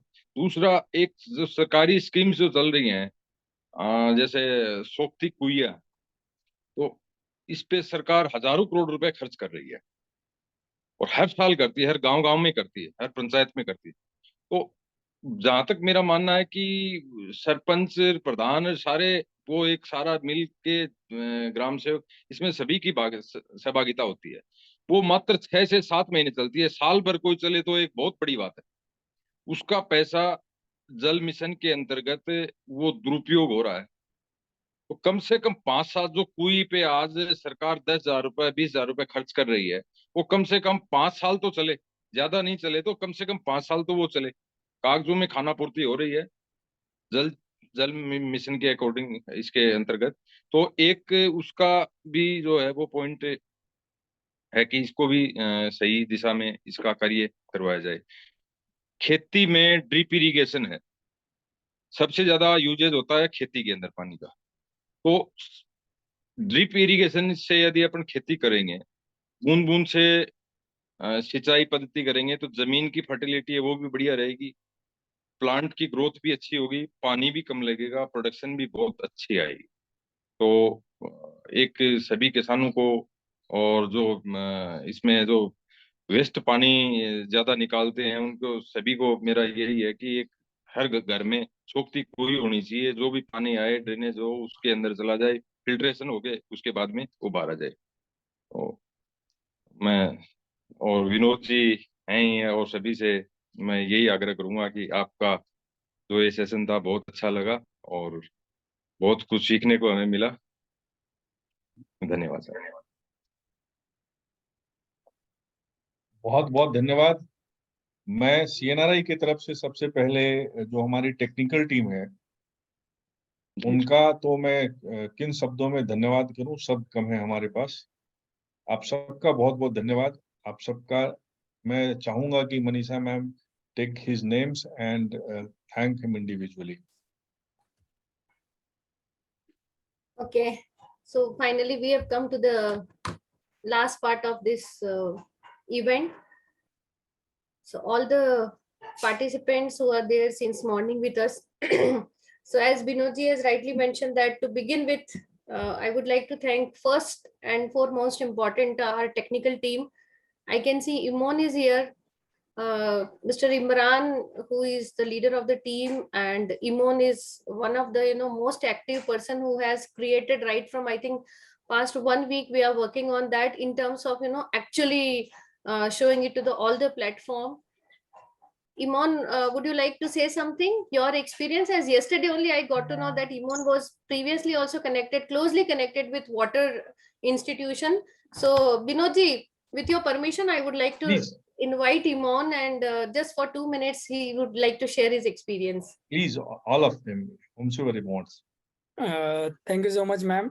Good evening, everyone. Good afternoon, everyone. And sir एक मैं पहले भी इस क्षेत्र से जुड़ा हुआ था पानी के सेक्टर में। I was working as a hydrogeologist. So अभी मतलब मैं ज़्यादा कुछ बोलना नहीं चाहूँगा, पर मेरे मन में एक ही सवाल है कि जो मैं पूछना चाहूँगा। मैं जो आमतौर पे ऑब्जर्व करता हूँ कि this question is from the urban context कि we are drastically going for urbanising our cities and doing concreting everything. तो जब हम कॉन्क्रीट करते जा रहे हैं तो उसमें सब हमारा सॉइल कवर हमारा कम होते जा रहा है। सॉइल कवर कम होने के वजह से जो भी बरसात का जो पानी हो रहा है तो वो बह जा रहा है और सॉइल के नीचे नहीं जा रहा है वो। और इसी कारण एक ही बरसात के अंदर कई कई जगह पे फ्लडिंग हो रही है। फिर वो कंक्रीट की वजह से पानी नीचे नहीं जा रहा है। फिर अपना ग्राउंड वाटर जो सिस्टम है एक्विफर्स वो रिचार्ज नहीं हो रहा है। तो क्या हम कुछ मेजर्स और मिटिगेशंस कर सकते हैं कि so that even development is necessary, but what are the measures can we take so that we cannot waste our precious rainwater from running away and going into the drains? So your views on this, sir? Very relevant question actually. ये हम लोगों को पहले इस पे बातचीत करनी चाहिए थी। देखिए बहुत सारे टेक्निक्स इसके हैं। सबसे पहला टेक्निक है सोक पिट्स, जो भी पवन कह रहे थे। हम लोग जब वहाँ पे एक गांव है लामा गोठड़ा राजस्थान में चिड़ावा में, मतलब ब्लॉक ऑफिस से हार्डली 10 किलोमीटर की दूरी है। वहां पे पानी का टैंक का पूरा पानी बर्बाद होता था। सो फार्मर्स ने खुद से सोक पिट्स करके और उसमें जो भी पानी इधर रन ऑफ था, so that has been percolated down. ये एक टेक्निकल चीजें हैं कि सीसीटी कहाँ पे, कंटूर ट्रेंचिंग कहाँ पे करनी है, नाला ट्रेंचिंग कहाँ पे करनी है, कहाँ पे एक्यूफर्स है, कहाँ बहते हुए पानी को कहाँ रोकना है।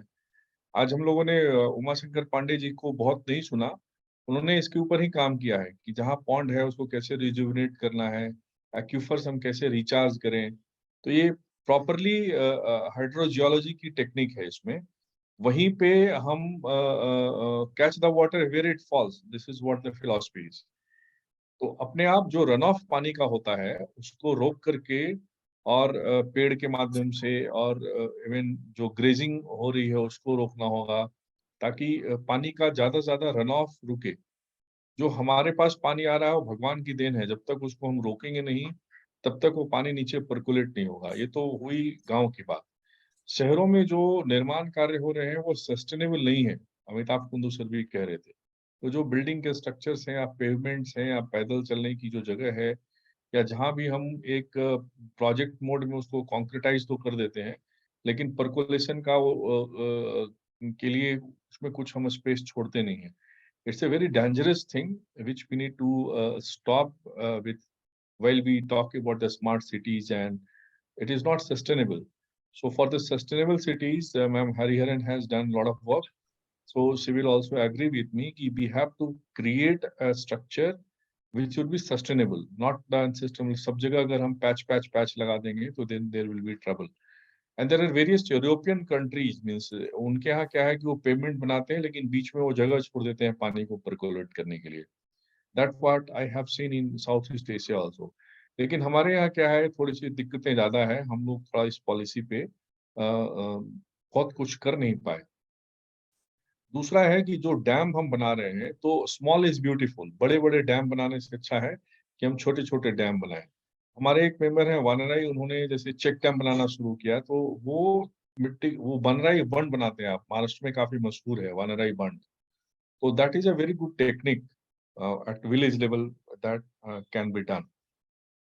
और उसमें अभी अगर हम 2050 के बारे में सोचें, अगर हम उससे आगे की सोचें कि हम अगले अपने जनरेशन को क्या देके जाएंगे, तो सबसे पहले ये जरूरी है कि जो हिमालयन रिवर्स हैं उनको हम ऑर्गेनाइज करें, जो उनका जो एक ट्रीटीज बना हुआ है, दैट इज वाई जो इंटर कॉन्टिनेंटल रिवर डिस्प्यूट है उसके वजह से पानी का रन ऑफ दूसरे तरीके से हो रहा है, हम पानी का सदुपयोग नहीं कर पा रहे हैं।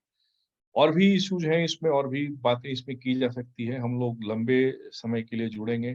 और मैं आग्रह करूंगा मनीषा मैम को कि यूनिवर्सिटी में एक लेक्चर रखें इसके लिए, पानी के ऊपर जो 2000 बच्चे हैं उनका भी व्यू लें और उनको भी ये बात बताएं, ताकि उनके एक लिविंग वे में उनके एक प्रैक्टिस करें वाटर ऑप्टिमाइजेशन का।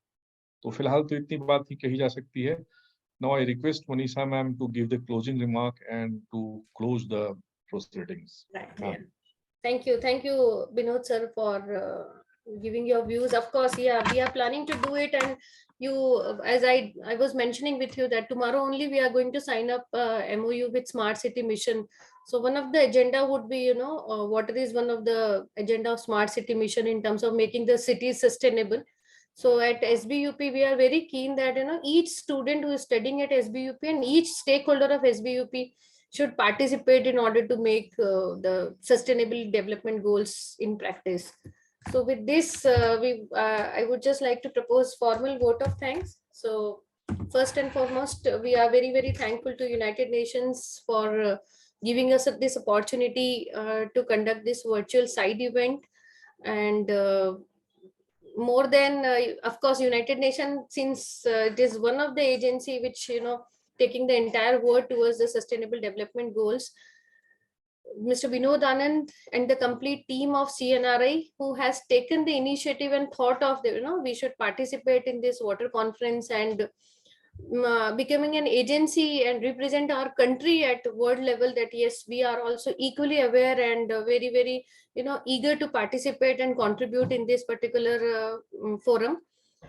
Now, another thanks to CNRI, because they have taken Sri Balaji University in collaboration, because if CNRI would not have taken us into collaboration, probably we would not have been able to participate the way we could participate today. Now, in all, I was just counting that we had 13 speakers who had given remarkable, inputs on this water conference. Of course, I would like to document everything and prepare a very nice report of this, and then probably would share with all of you. So in short, without taking much time, because we were about to close at 12:30. So I would just like to take names of all the renowned speakers who have given their precious time and incited all the audience. So started with Dr. Amitabh Kundu sir, then Shri Honorable Dilip Bhai Sanghani sir, then the speaker from World Corrosive Organization, the Mind sir, Shri Uma Shankar sir, then Dr. DP Singh sir, Shri Raghupati Singh sir, then one and the man behind this event, Shri Binod Anandji, then Miss Elena, of course she was not here, but the video talked all about what she wanted to communicate. Then Vinita ma'am, I'm very, very thankful to Vinita ma'am. She's right from beginning till here, and she supported us, and I am taking a liberty to say that she is going to support us for this next year's agenda. So special thanks to you, Vinita ma'am. Then Chandrasekhar sir, out of his busy schedule, and all these sir has guided us, and the presence of all these speakers, say that they all are with us. Whatever small steps and action plans we are going to take, we are going to get support of from each one of them. Then Kanchika sir, in a very, very appropriate and smart way, he has given his views. Then Dr. Rakesh from IRMA given a very practical approach that how water can be saved through startups. Then last but not the least, Pawan Payal sir has given insights from the bottom of the pyramid and the last mile of the grassroots level in saving water and making this water conference very insightful and appropriate. I in my life as of now, this is the first and the most important Water Day celebration participation I have done since, as earlier also I mentioned that what I always used to think what can be done. So at least these deliberations will give some kind of sensitization to all of us, and each one of us, like now from Sri Balaji University, we are so many people connected today. So we'll pass on this message, and with the help of all the experts, I assure that at our university level, we are definitely going to start something which will convert and show the result. And probably, as I could see in the chat box, people are writing that yes, university, this is one university who is taking part. So of course, universities are not only doing the conferences only on artificial intelligence and business and strategy. This is also a way in which we can go for knowledge sharing and imparting what we are supposed to. So now the last part, all the organizers, the IT team, CNRI team, Lehigh University, all the partners, and pardon me if I forget to name anyone, all the people who made this event very, very successful. Binodji, if you would like to share. And I am also thankful to Dr. K.K. Tripathi and one more speaker who could not join, but I'm sure whatever interventions and projects we are going to take, they are there to guide us and support us. So thank you once again. Thank you very much. Just few data I will share with you, which I can remember at this moment. Yeah, please. 1.4 million people, they die annually, right? And 74 million people will shorten their life cycle. This is related to the poor water, sanitation, and hygiene. This is what WHO says in 2022. 1 in 4 people, that is around 2 billion people worldwide, they lack in the safe drinking water. Almost half of the global population, that is around 3.5 billion people, lack safe sanitation. Globally, around 40% of the household wastewater is not safe water. This is what UN Water 2021 document says. And global water demands, if we talk about the water withdrawals, is projected to increase by 55% by 2050. So that is how this is important. The day it is important, there are these clarion calls. With these challenges, we all accept it and will try to resolve, and thankful to our governments that they have, I have given you the data on water and sanitation, that how well they have done in this. 10 crores of toilets has been constructed. So thank you very much. Thank you everybody for being with us. and stayed with us. And thank you all, everyone. Thank you, Manisha ma'am, for taking this tremendous effort by front. Thank you, everybody. Joint efforts. Thanks. I'm happy that we could make it, and it's a good beginning for next year's Water Day celebration. Thank you, everyone. Yeah. Bye-bye. Thank you. Thank you so much. Thank you.